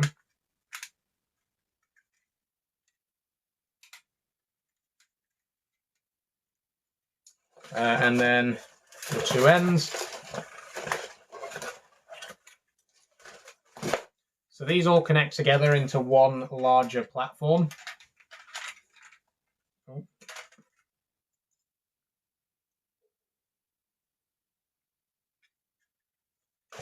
1 second.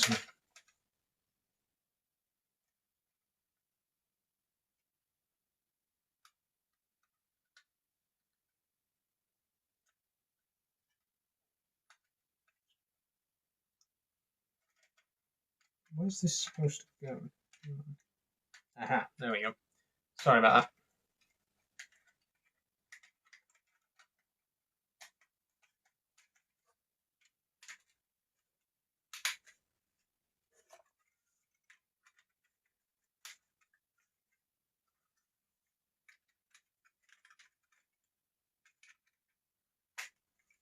that. So this, again, is a station platform from Kato again. It's very long, as you can see. It's actually almost as long as my entire layout, so it's I don't really have room for it at the minute. But there it is. It's a little bit dusty again. I do apologize, but it's a very, very detailed station platform, Japanese station platform, of course. There we go. And if I just pop it on the layout so you can see how much space it takes up.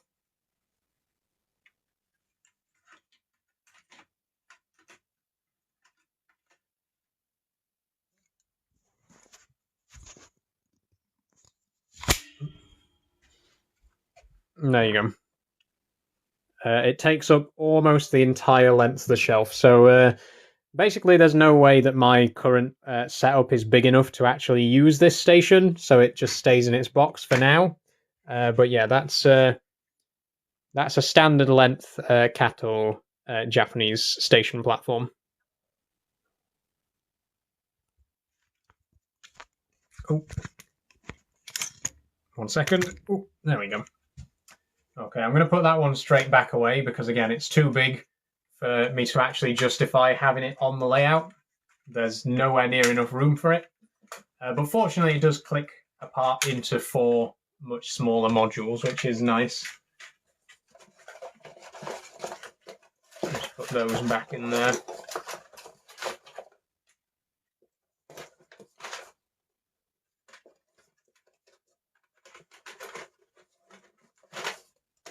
The reason I'm showing you all these, by the way, is because I do eventually plan to actually get this layout back to working condition.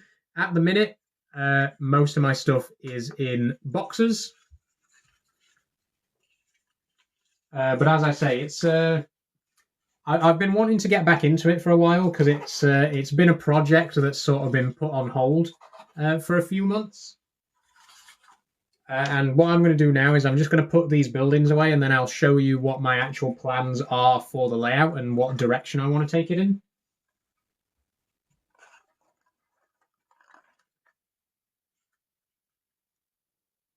There we go. So just to recap,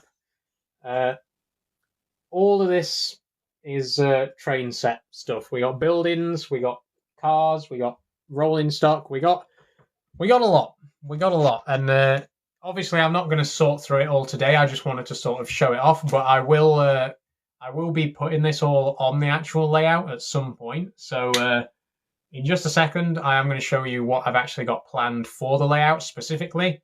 And then, depending on how long that takes, we might do a bit of a Q&A before we end the stream. So me just get a quick drink.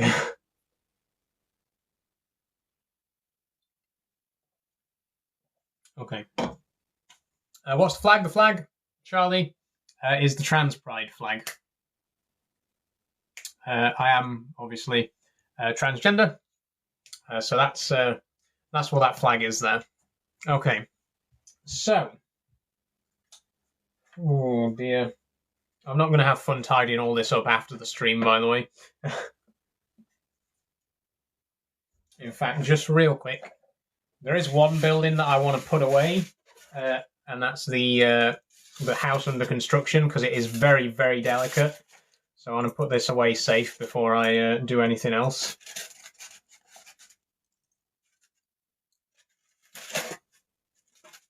Oh dear.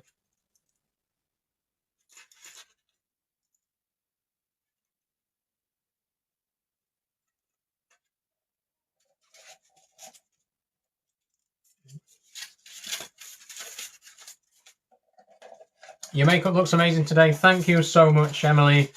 I really do appreciate that. Oh, 1 second. I've tried something new today. It's actually the first time I've ever worn eyeliner. I've always been really nervous about it. The first time I ever tried wearing it, I got it in my eye, and that really put me off trying it again. But I really wanted to try it again, so I did it today. This is the first time ever that I've actually worn eyeliner, and it's not the best job. You can see around the inside of the eye; it's a bit rough, but the flicks on the outside, I'm very happy with. I'm very proud of myself. Like I say, first time I've ever worn eyeliner. I think I've done a pretty decent job of it. So thank you very much for the compliment, Emily. Where's the lipstick from? I'm not actually sure where this lipstick from. This one was a gift from my sister, and the actual stick doesn't have any branding on it or anything, so I genuinely don't know. But yeah, this was a present from my sister. It's like pink and glittery. You can't really see the glitter on stream, but it is a very glittery lipstick. James says, Saul, I really like the Trans Trains TikTok. Thank you. Hopefully some of you who are here in the stream right now, you found the stream through that video that I uploaded. I want to start doing that for my future streams, like just uploading a quick, like 20-second video, just announcing the stream. And then after the stream, I will delete it. But from what I've heard, it helps more people to find the stream. Like, they're more likely to find the video in their feed and then click through to the live stream. So I've started doing that for the last couple of streams, like just recording a short video and then posting that, and then after the live stream, deleting it again. I'm glad to know that it's paid off and that some of you who are watching right now actually came from that video. So yeah. Is that your natural hair? It looks very good. Yes, it is, Mill. This is my natural hair. I've been growing it for about 3.5 years. And as you can see, it's down to sort of breast length, boob length. So yeah, I'm very, very proud of that. 3.5 years of growth there. Where are your shorts from? The shorts are from Pretty Little Thing. In fact, my entire outfit today is from Pretty Little Thing. Excuse me a second. I've just got to block Oi Prick. Thanks for joining, Oi Prick. Yeah, the outfit is entirely from Pretty Little Thing. We've got a nice sort of sporty black top, and then the blue shorts. I really like it. I did a bit of a haul from Pretty Little Thing the other day. It's probably like the place that I shop from the most for my feminine clothing. And I got a few bits and pieces from them the other day. The slideshow that I recently posted that showed like a picture of 13-year-old me. The outfit that I was wearing in the last slide, the sort of the green khaki crop top and the orangey brown skirt, that was from Pretty Little Thing as well. I got that in the same order as this here, and there's a couple more outfits that I also got that I'll be showing off on stream in the next few days. So thank you very much for the compliment on the outfit. Okay, What was I doing? I got a little bit sidetracked because people started paying me compliments. I apologize. Anyway, um, I was going to show you the layout and what I'm planning on doing with the layout. So I guess we'll do that now. I'll pop you out. Whoop. There we go. Okay, so here's the layout. Once again, it's on a shelf. I've got my other two shelves, my DVD shelf at the top, my Lego shelf at the bottom, in the middle, and then the bottom shelf is converted into a model rail baseboard. And we got a little shelf here for the controllers as well, which aren't currently plugged in, but I've got two of those. One controls the outside track along the bottom here, and then one of them controls the station platform area up there.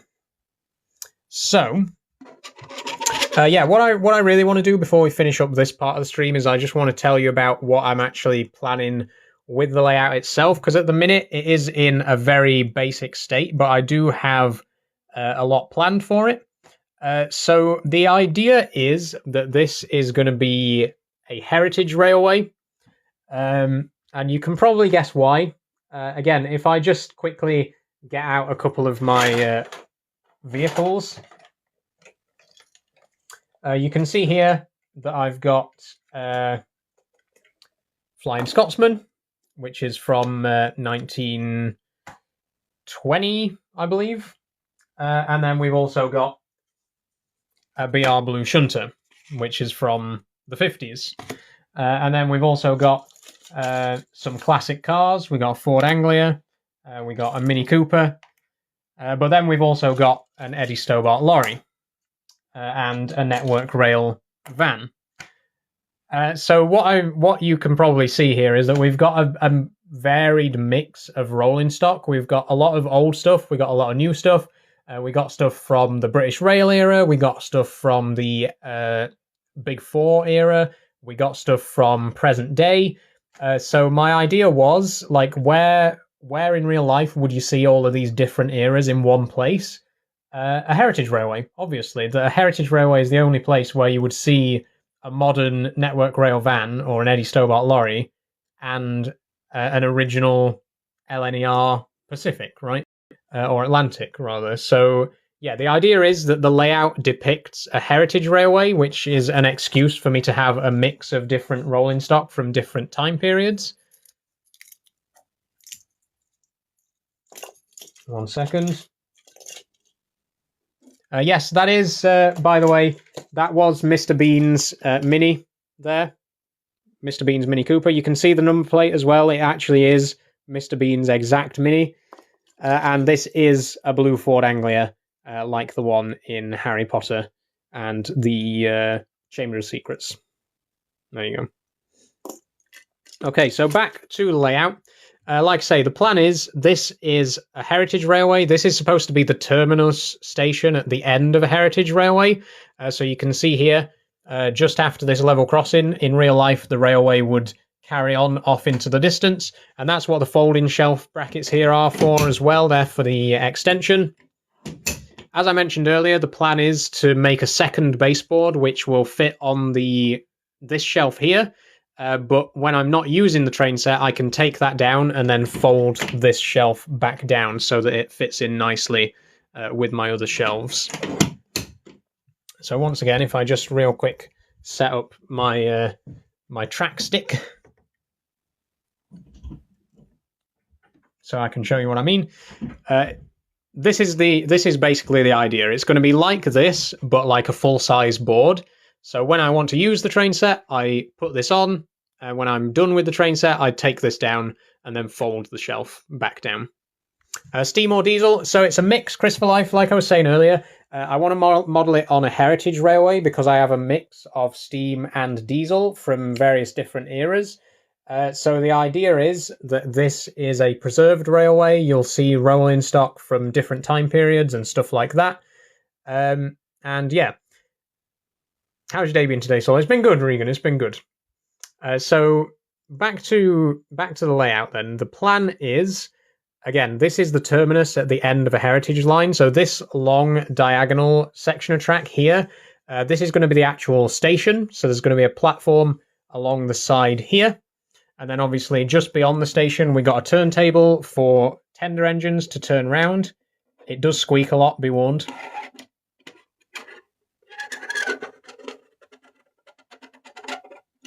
But that can be motorized, which I probably will eventually do. So that's a turntable for steam engines to turn around at the end of a long journey. Then to the side here, we've got carriage sidings, which obviously are used to store carriages and rolling stock when they're not in use.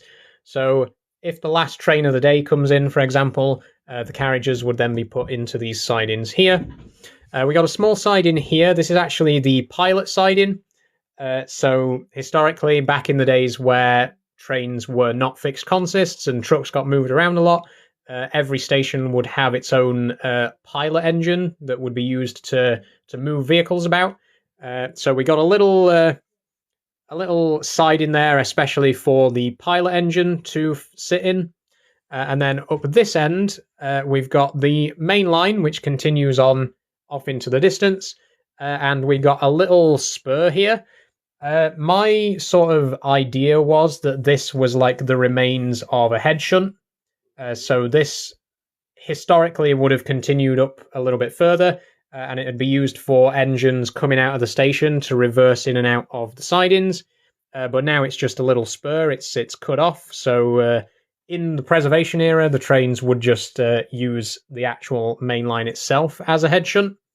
But yeah, there's a bit of an explanation of like the design of the layout. So again, imagine this as the end station on a heritage railway, and then, you know, in real life there would be more stuff in that direction. So heat of radiator cause any problems? It actually doesn't, monologue. I have my radiator turned off most of the time. My room is like in such a position that in the afternoon all of the sun comes in, so it's always roasting hot in here. So the radiator is permanently turned off. So fortunately, no heat problems with the railway as a result of the radiator. Okay. So what I want to just quickly show you now is how the layout would be run, like in a real operation, right? So if I just real quick set up a couple of cars, a couple of carriages. We're using the Italian Railways ones. Obviously, though, these won't actually be used on the layout because it's a British preservation railway. But just for the purposes of this example, we'll put a couple of these on. Show yourself, says Evernido. There I am. Hello. Don't worry, I'm not hiding away. I have been on camera for most of the live stream. I'm just trying to show you something else right now. But yeah, so we got two carriages here, and I'll just quickly whip out the Pico Jubilee as well, which is going to actually be used on the layout when it's when all's said and done.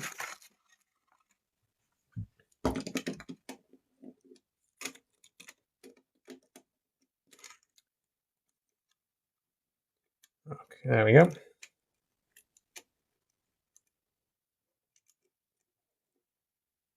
And where have I put the... Oh, the shunter's in here as well. We are going to need the shunter because the shunter is going to be the pilot engine.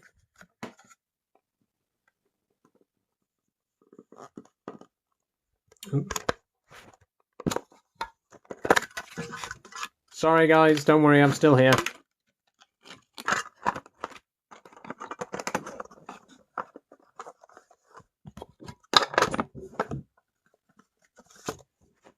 There we go.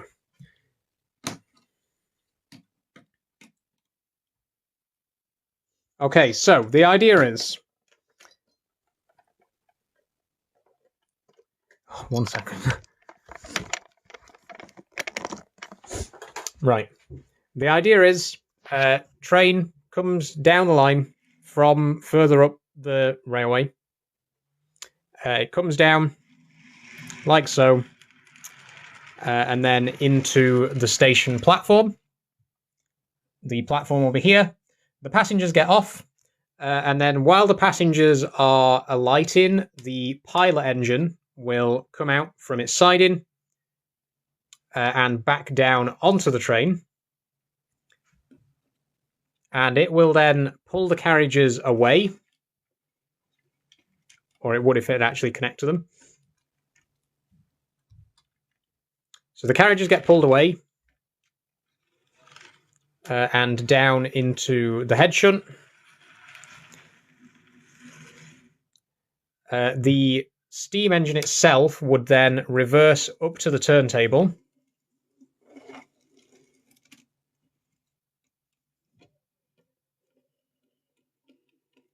And then as the turntable's turning around, the pilot engine comes back in with the carriages.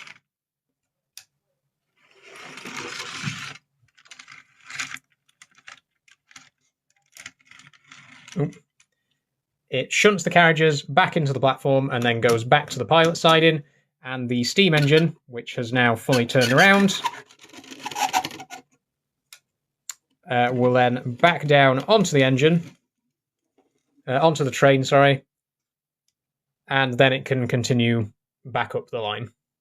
So that's how, like, once it's all up and running and all the wires, all the wiring is done and everything like that, that's how this station would typically operate. So the train comes in, the pilot engine moves the carriages out of the way, steam engine goes onto the turntable, turns around, the pilot engine puts the carriages back, steam engine reverses back down onto the carriages, and then the steam engine carries on up the line.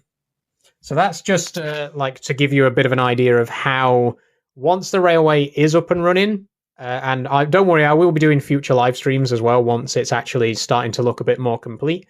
But once the layout is actually operational, that's going to be kind of the standard operation procedure of the train coming in, turning around, and then going back out again. But then obviously, we can also do a couple of other operations. If it's the end of the day, for example, the carriages can be moved to the carriage sidings for stabling, and we can do various other shunting operations with it as well. So there is a lot we can do with the layout. Obviously, it doesn't have like a complete track loop. So there's no way of like running. There's no way of like running trains round and round in a circle because it's not that kind of layout. It's just essentially a straight line with extra sidings. But there's still a lot of operations that we can actually do with it. There's a lot of shunting we can do, and there's the reversing of the passenger services and stuff like that. So once the layout is up and running, there will hopefully be quite a lot of like scenarios that you can act out with it. Like I say, obviously you can't just run trains round and round in a circle because it's not that kind of layout. It's not big enough for that. Anyway, I'll just put the extension away. So pop this out, and the shelf brackets fold down. And now the layout fits in with my other shelves again, which I quite like. I'm very happy with how that all folds away quite neatly.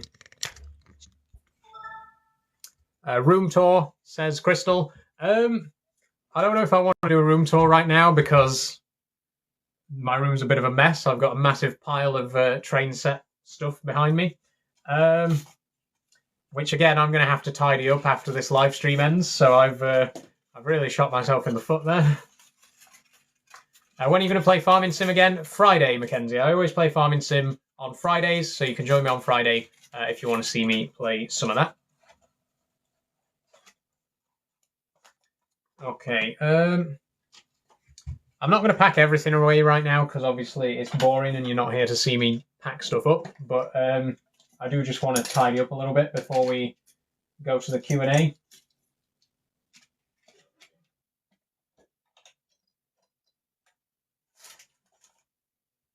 Okay. I mean, look at it. It's a bit of a mess. It's all just sort of piled up. 1 second.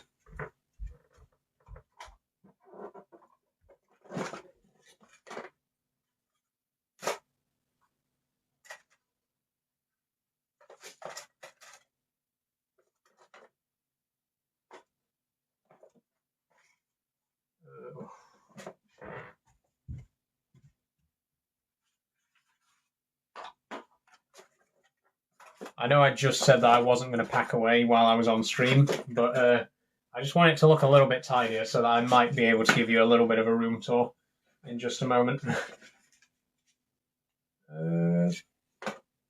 I'll put them in there.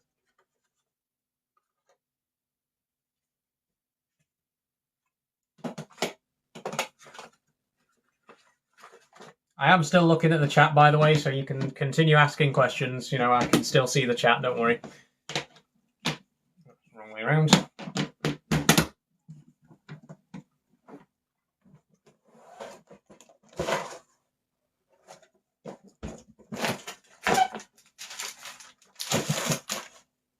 Thanks for following, by the way, everyone. I can't read followers out right now, but it is very much appreciated. Alistair Moore just followed. Thank you very much.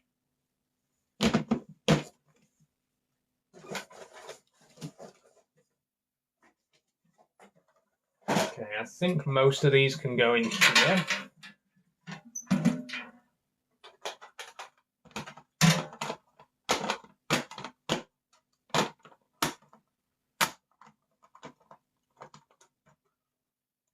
So once again, I will be doing future streams regarding my model railway layout.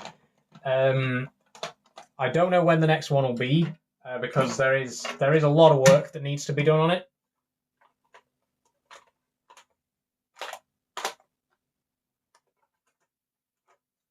Why'd you keep some in a safe, if you don't mind me asking? It's not actually a working safe. It is broken. It's basically just a box. I just literally just use it as a box because I don't have anything else to put them in. But yeah, don't worry. They're not like under lock and key or anything like that. It's literally just something that I use as a box to put them in.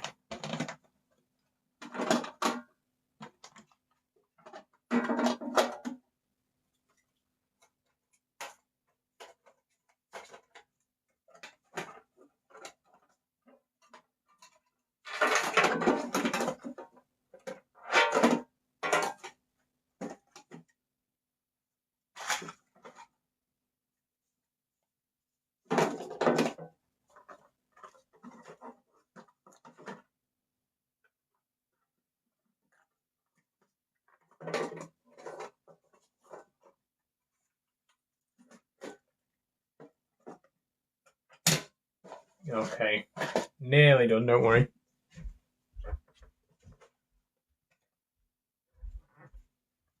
Okay, we've got a couple of questions. How long have you been growing your hair? 3.5 years.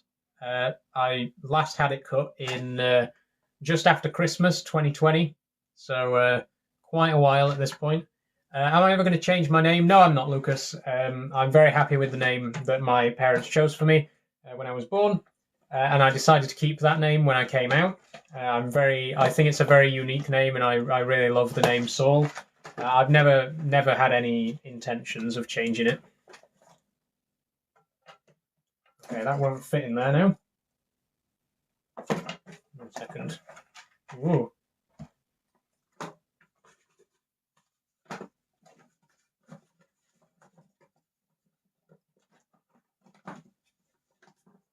Oh. No.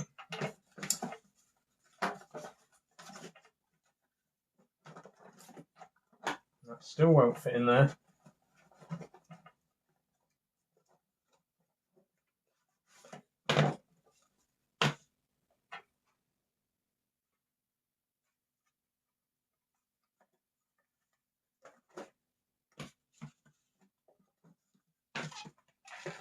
That'll have to do. Okay. Ooh.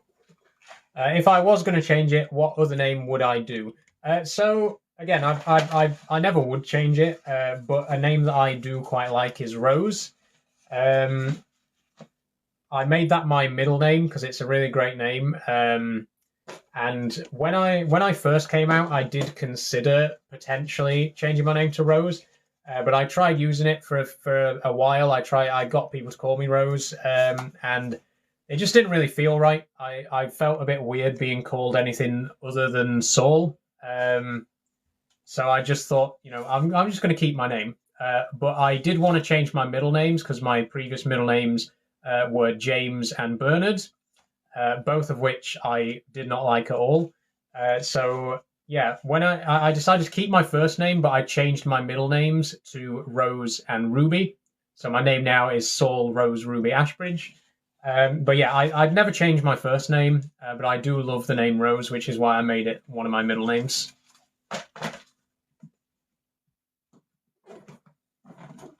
Okay, we're nearly done. Most of it is now packed away. Ooh. Sorry about that, Luna. Okay, darling.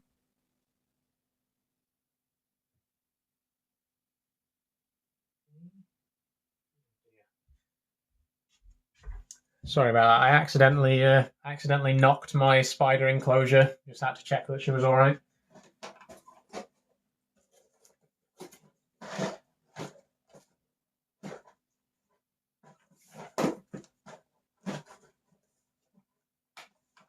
Ooh. 1 second.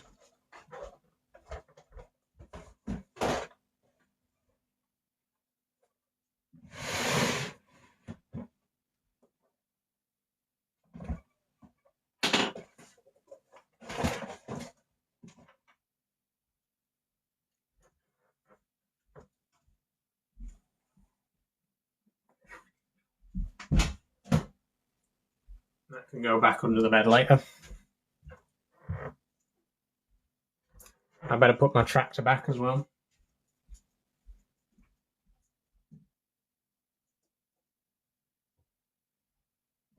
Okay. The room is tiny now, so I can actually give you a room tour. 1 second. Okay. So here's my room as it currently stands.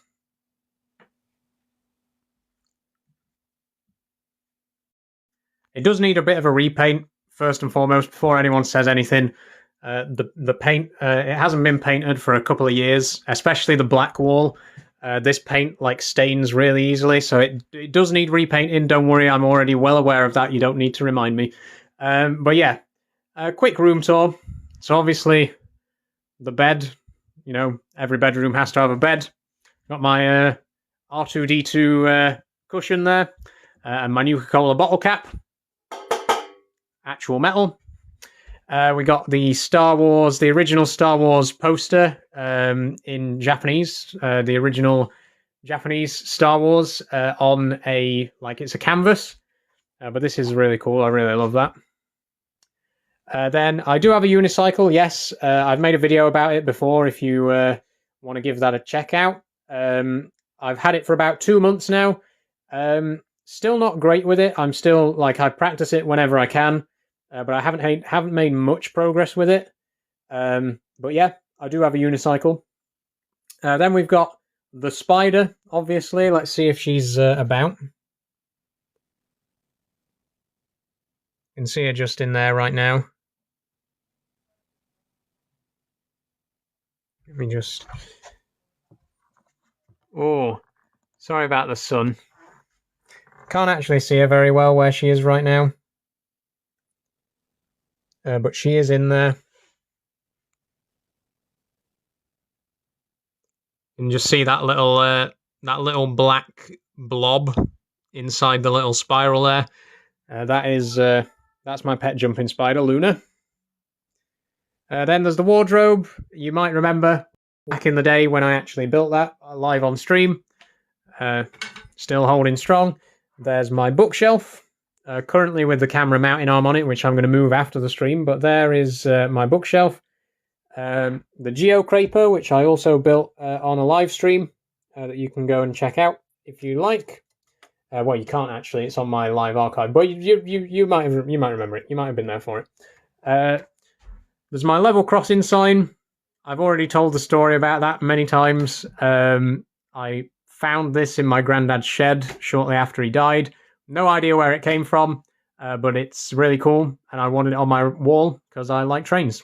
So there's my level crossing sign. Then obviously there's the train set, which we've been speaking about for most of today's live stream. My Lego collection if you want to check those out. Well, we got Lego on the TARDIS, that's a mock. The Lego Minecraft crafting table. The Nostromo from Alien, that's also a mock. And the Kingfisher. And then the top shelf has got all my DVDs on it. In this corner, the door, obviously, we got a map of Japan on the back. In Japanese as well, as you can see. And we've got my Trans Pride flag. Just there, which for some reason won't focus. We got my shoe rack. And we got my PC setup, which I have shown many times in the past. I've actually done a video about it just the other day. It's my pinned video. If you want more information on my PC setup, you can check that out right now if you just go and look at my pinned videos. What else is there? There's my Patreons. Shout out Cantok, Billy Smith and Alfie Kurd. Thanks for supporting me on Patreon.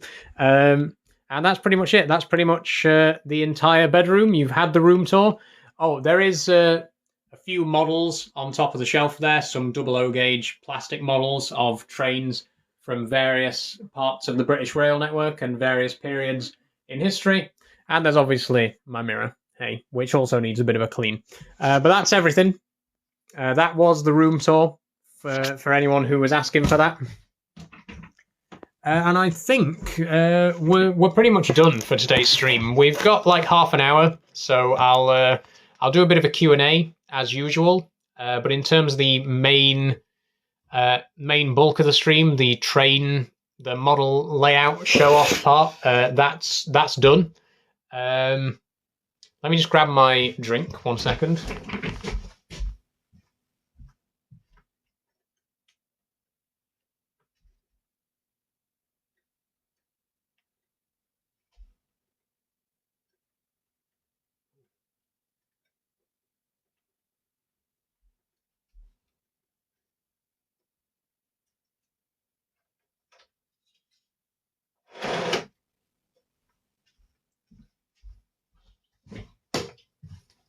I brought my my camera stand as well. Let me just attach it there real quick. There we go.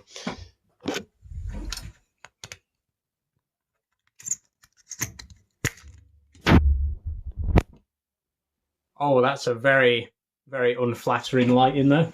Hold on.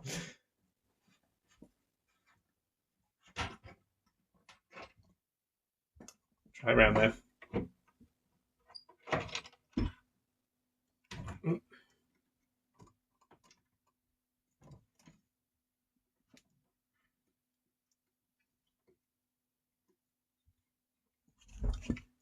There we go. That's better. Okay. Okay. Sorry about that. Let's get back to it. How long does it take you to do your makeup? It depends. Today's took a little bit longer because I did some work on my eyes, which I don't normally do. But normally I'd say maybe like 20 minutes. You know, some primer, foundation, a little bit of blush, setting powder, and then a bit of lipstick. And like I say, sometimes I do my eyes, but not all the time. It kind of depends on my mood, really. I have done them today, and I've actually done eyeliner for the first time, which I'm quite happy with. I think I've done a very good job of it. 1 second again.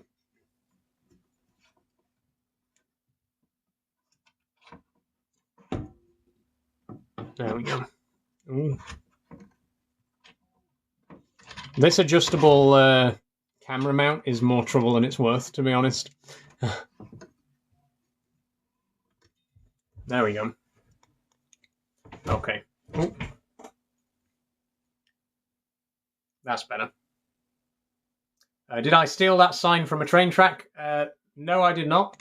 The level crossing sign over there, as I mentioned earlier, we actually found that in my granddad's shed a short while after he died. No one knows where it came from, but it is an actual level crossing barrier sign. It says automatic barriers stop when lights show. We found it in his shed. No idea where it came from. And because I like trains so much, I decided to keep it and put it on my wall. Brilliant makeup. Thanks very much, Skib.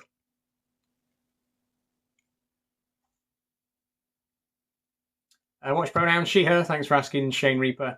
When's Minecraft Monday? October, Daniel. Minecraft Monday is on a bit of a break at the minute, so it will be back on, I believe, the 2nd of October. No, it won't. The 6th of October, maybe. We'll see. It'll be back on the first Monday of October, is what I'm getting at. Am I on Twitch? I'm not currently on Twitch, Katie, no. I was briefly way back in like 2022, but it never really got anywhere. I've had a lot more success on here on TikTok than I ever had on Twitch, so I'm very happy sticking with TikTok at the moment.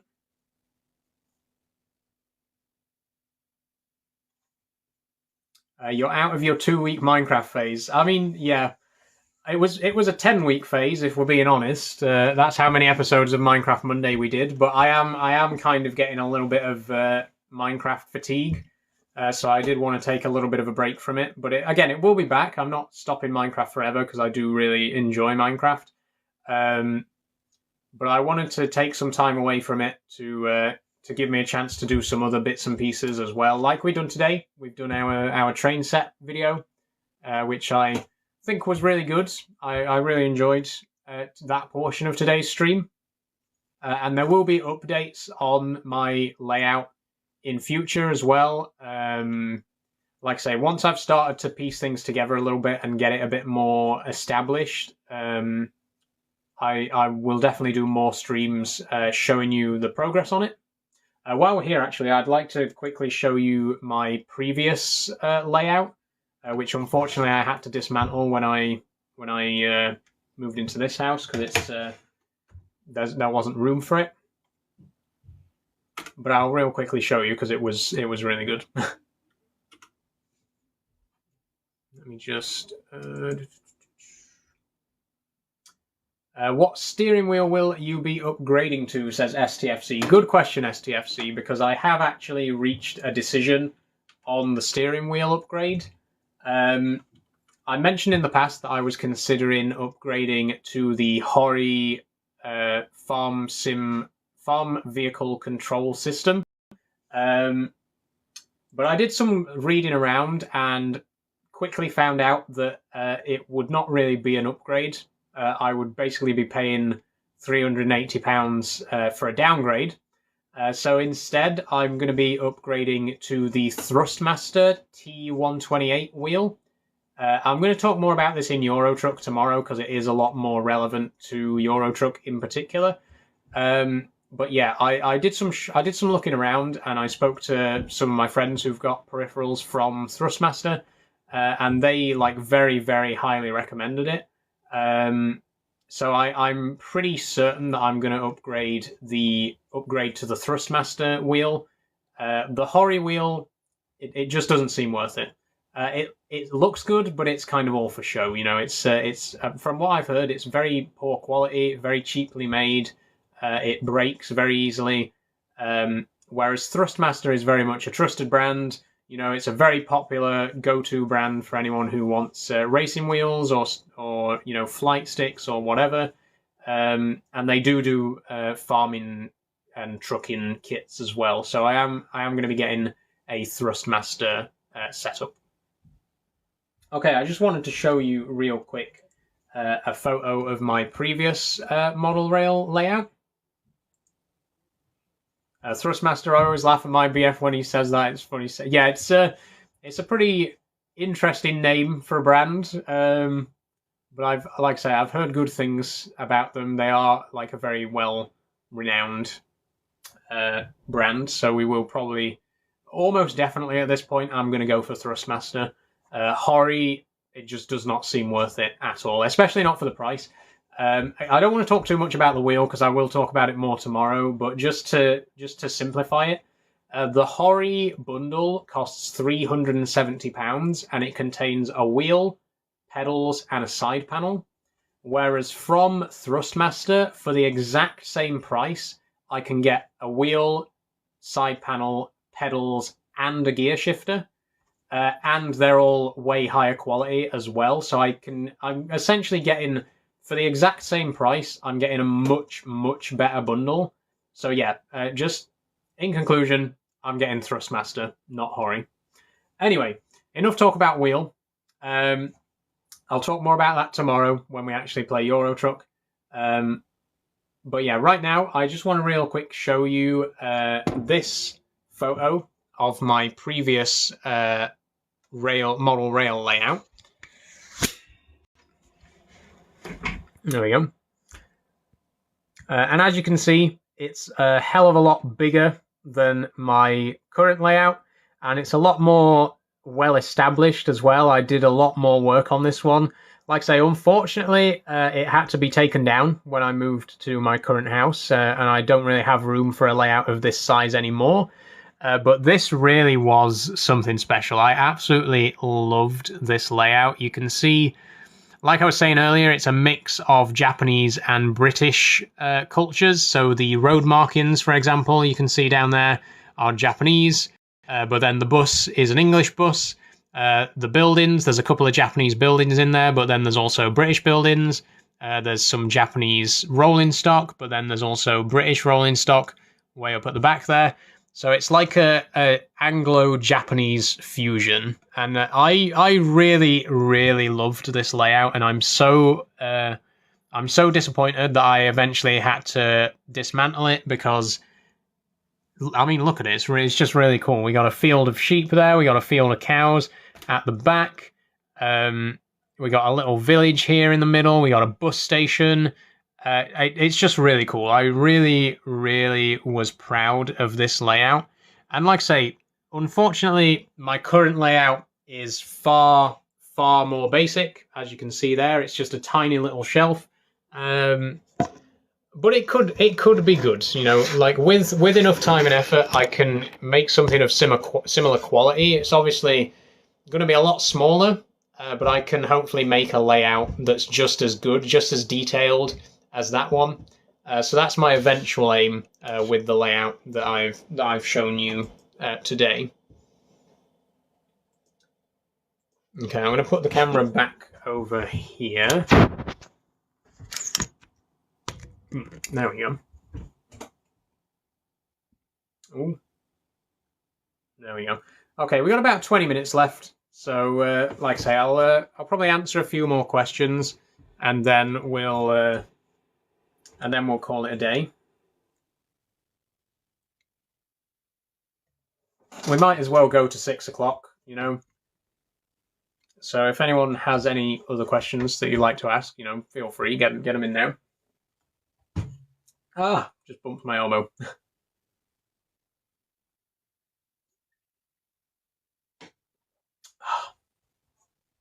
What happened to Minecraft Monday? Once again, Grapefruit, Minecraft Monday is on a temporary break. Sorry.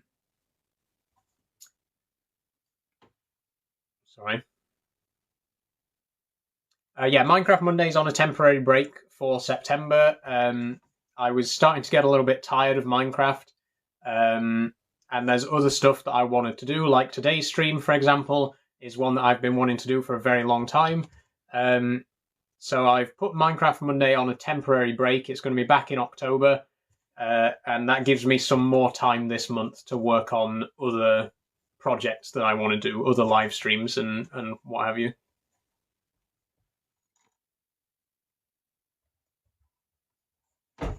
Ooh.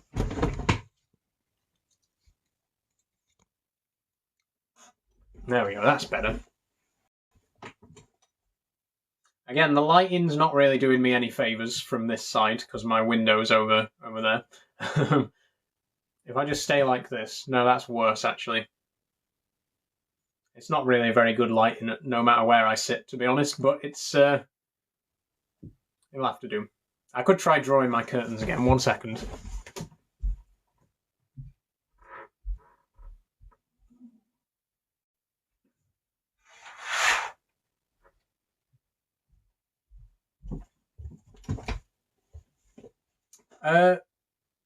Somehow that's made it worse. Somehow the lighting is even worse now. I don't know. What if I sit here? Nope, that's not really very good either.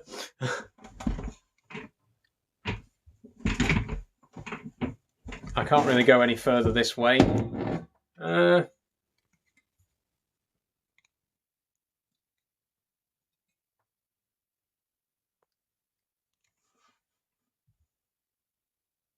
1 second.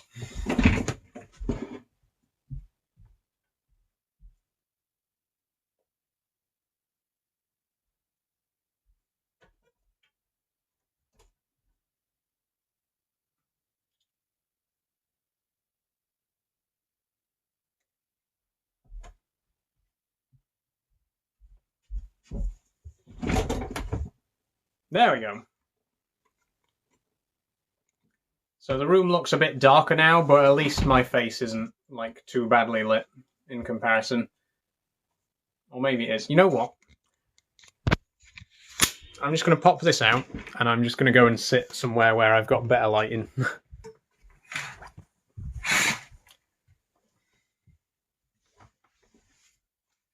That'll do. That's perfect. We'll stay here.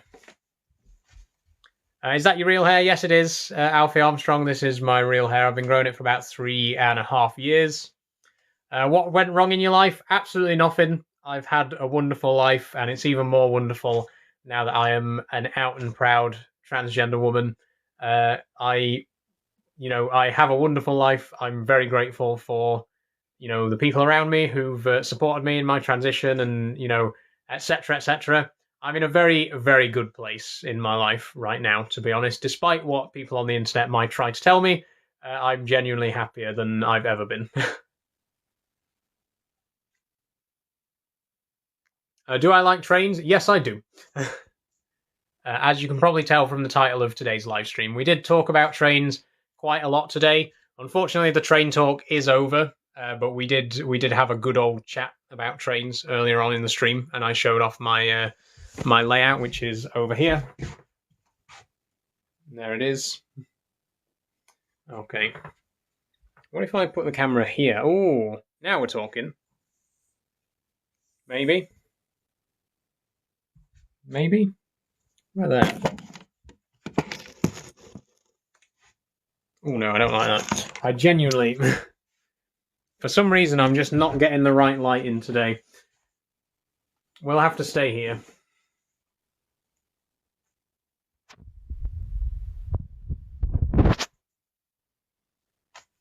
The only problem is I'm holding the camera with my arm right now, so it's very, very tiring.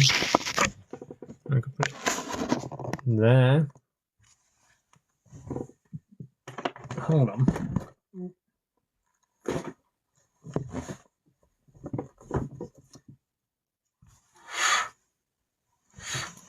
There we go. That's not so bad. Hopefully you can hear me all right from there. And this is it's not the very most comfortable place to sit, but you can hopefully see and hear me all right there. What's AMA? AMA is short for Ask Me Anything. And I will try to answer to the best of my ability. Bear in mind, we've only got 15 minutes left, so get your questions in now while you still can. Makeup routine. So my usual makeup routine is obviously shaving. First of all, I do that every day. Then a bit of primer, then the foundation, a bit of blush, fixing powder, and then the lipstick. And sometimes I do my eyes as well. I've done my eyes today, as you can see, but I don't usually do my eyes because it's a lot of effort. But it's definitely worth it. When I do actually take the time to do them, it definitely pays off.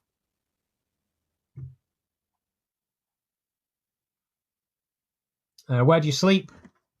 There. That's my bed directly behind me.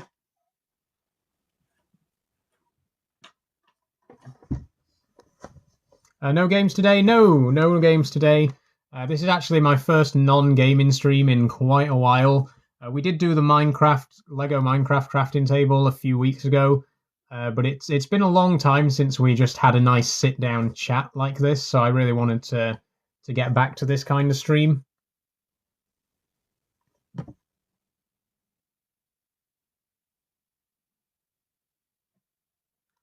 Do I like buses? Yes, I do like buses. Anonymous user 321123. There are some in this box here, but unfortunately the camera's on top of the box right now, so I can't really open it. Oh, actually, no, my buses are in here. 1 second. So I have 3 buses, as I showed you earlier. I've got the Route Master here in Yorkshire Transport livery. I've got 2 of those. And then I've also got a Regent 3 in Bradford buses, blue and cream. So yes, to answer your question, I do like buses. I wouldn't really call myself a bus enthusiast. You know, I don't like buses as much as I like trains, but, you know, they're pretty interesting, especially like classic buses. What's AMA mean? It's just in your intro and I'm curious. AMA means ask me anything. And I will try and answer all questions as best as I can. Am I a train driver? No, I'm not. Do I like trains? Yes, I do. Immensely so.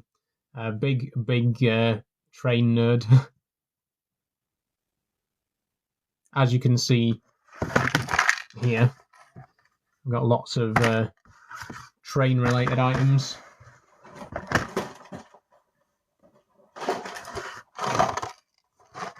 And so on and so forth.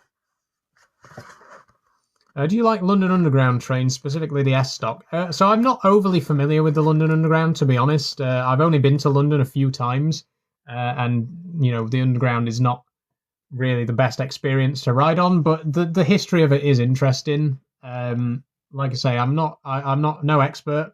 I don't know like all the different stock and stuff like that, but, you know, it is a cool piece of history, you know, to think that the first underground railway in the world was in our country in London.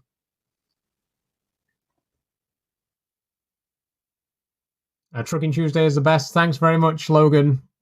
And there will be more Trucking Tuesday tomorrow if you want to see me play some Euro Truck Simulator.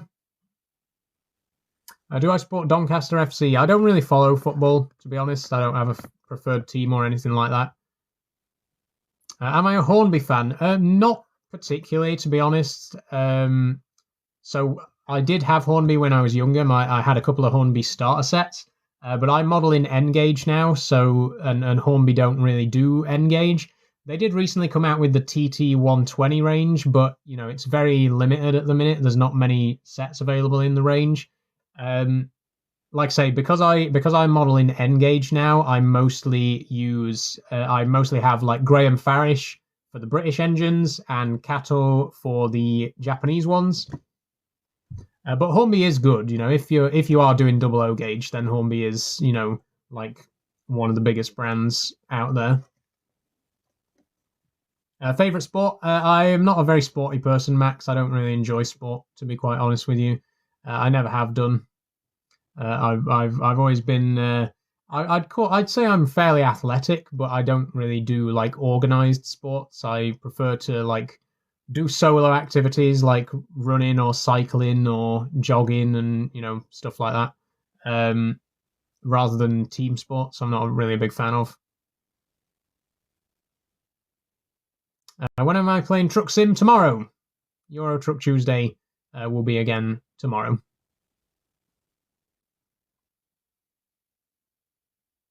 How are you? I'm good, Jacob. I'm very good today, thank you. What's your favourite game? Says Max. My favourite game of all time is Oddworld Abe's Exodus, which we played on stream yesterday, and there will be more of that coming fairly soon. I won't say exactly when because I'm not sure yet, but I would like to play some more of it. How old is your spider? So she's I'm not 100% sure actually. She's at least a few months. She was sold to me as subadult, but I think she might already be fully grown because I've had her for 2 months and she hasn't shown any signs of molting or anything like that yet. She's also fairly lethargic, shall we say. She doesn't really not very active. She doesn't move about that much. So I'd say she might be quite a bit older than she was supposed to be when I bought her. They live for like 2 or 3 years. You know, if they get a good run, maybe like a year and a half, I'd say is probably the average. Let's see your spider. I can show you the enclosure, but you won't actually get to see her right now because she is in her hide.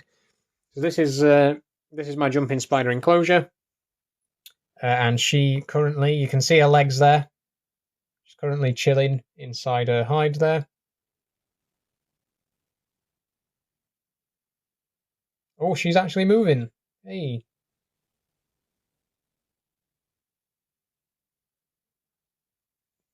But like I say, she won't actually come out. She's she's comfy. She's made herself comfortable. She'll not be coming out right now. But you can see her legs there. You can see that she's in there.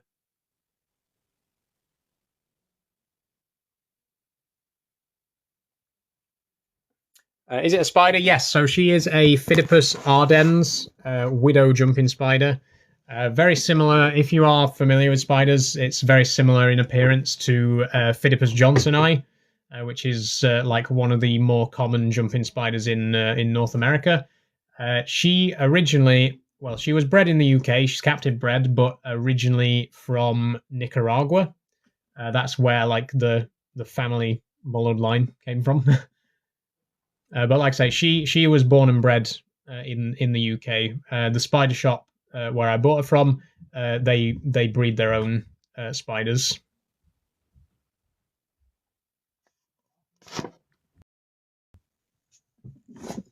You should start to play Flight Simulator. It's so good. I don't really have any interest in Flight Simulator, Archie. I've never been into planes. They've just never really interested me all that much. So I'd have absolutely no interest in Flight Simulator at all. The big three for me are trucks, trains, and tractors, which is why I play a lot of Euro Truck, Farming Sim, and Train Simulator. But Flight Simulator, it just doesn't interest me, to be quite honest with you. What other spiders do you have? I've got one spider at the minute. I've never had more than one spider at once. I don't really feel the need to own multiple spiders. I'm happy enough with just one. And as I've said before, she is she's not the first spider I've had, but she's the first spider of this particular species. Previously, I've kept Phidippus regius, the regal jumping spider, and Hylas diardi, the eyelash jumping spider. But yeah, it's the first time I've ever owned Phidippus ardens before. And she's great. She's very docile. She's not very active. So, like I say, I think she might be older than she was supposed to be when I bought her. But she's really great. You're looking really good today. Thank you very much, Lewis. Thank you.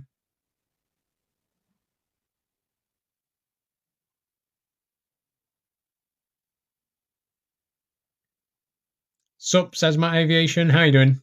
Welcome to the stream. To be honest, I'm terrified of them. So I used to be. I used to absolutely hate spiders, and I'm a lot better with them now because I've owned jumping spiders. They really do help. Like it sounds strange to tell someone who's scared of spiders to get a pet spider, but it genuinely does help. It's helped me to understand spiders a bit more and to get to know a little bit more about their behavior and stuff like that. And in the case of jumping spiders as well, they do have a sort of personality. They're like one of the most intelligent types of spider. They're really curious. Some research suggests that they can actually recognize faces and remember what people look like. So they're really cool to keep as a pet. They are really great, and I do genuinely think that they really help. If you do have a fear of spiders, they really do a lot to help you overcome it. What do you feed the spider? She eats mealworms. So the recommended food is usually like green bottle casters, like fly larvae. But I've always fed my jumping spiders mealworms. Mealworms are very easy to get hold of. You can get them from like any pet shop in the country, because basically any pet can eat mealworms. You know, you can feed them to birds, insects, reptiles, fish, spiders. No matter what pet you've got, you can probably feed it mealworms. So it's just easier to buy mealworms to feed her. When do you play Train Sim? I don't currently stream Train Sim, Max.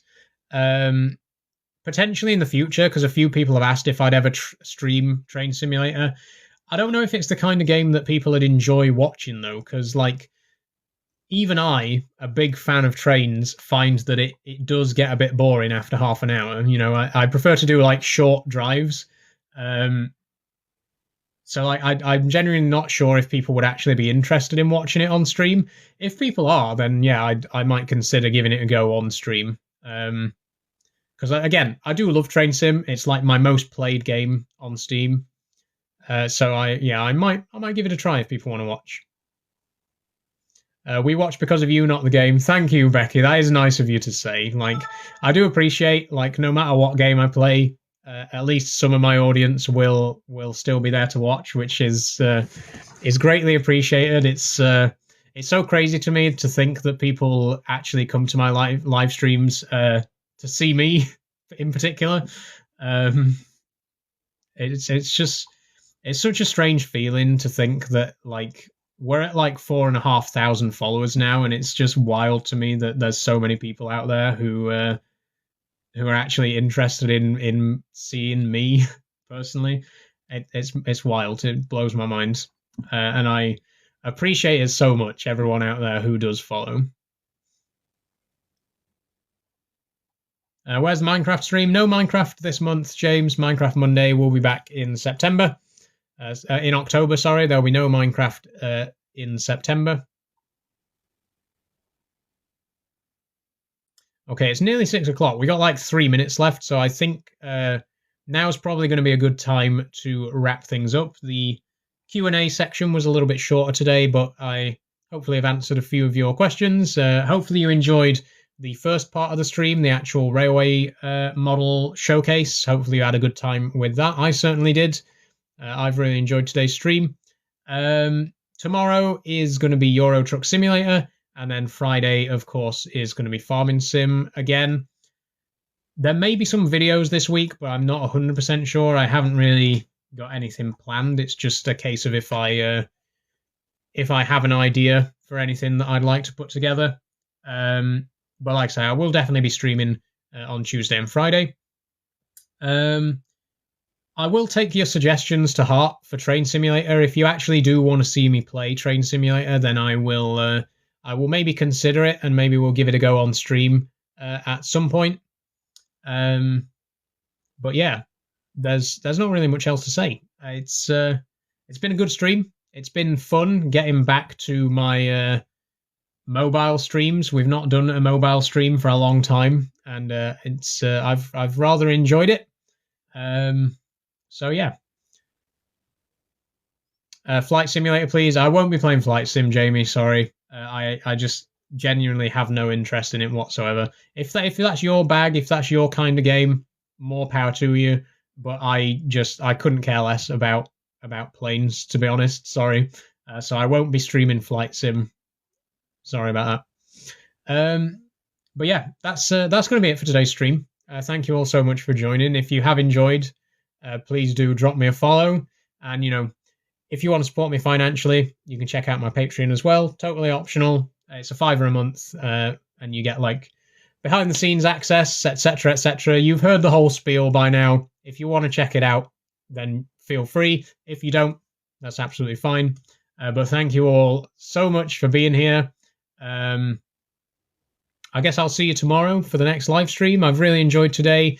It's been wonderful reading all your comments and questions, and thank you all for the new followers and you know, all the wonderful, lovely comments that I've had today. But yeah, I'm going to draw the line here.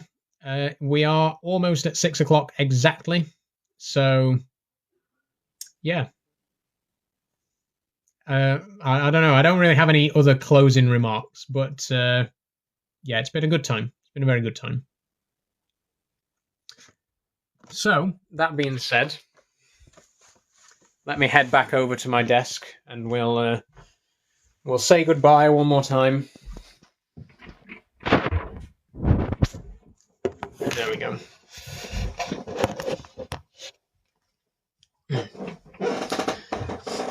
Oh, that's better.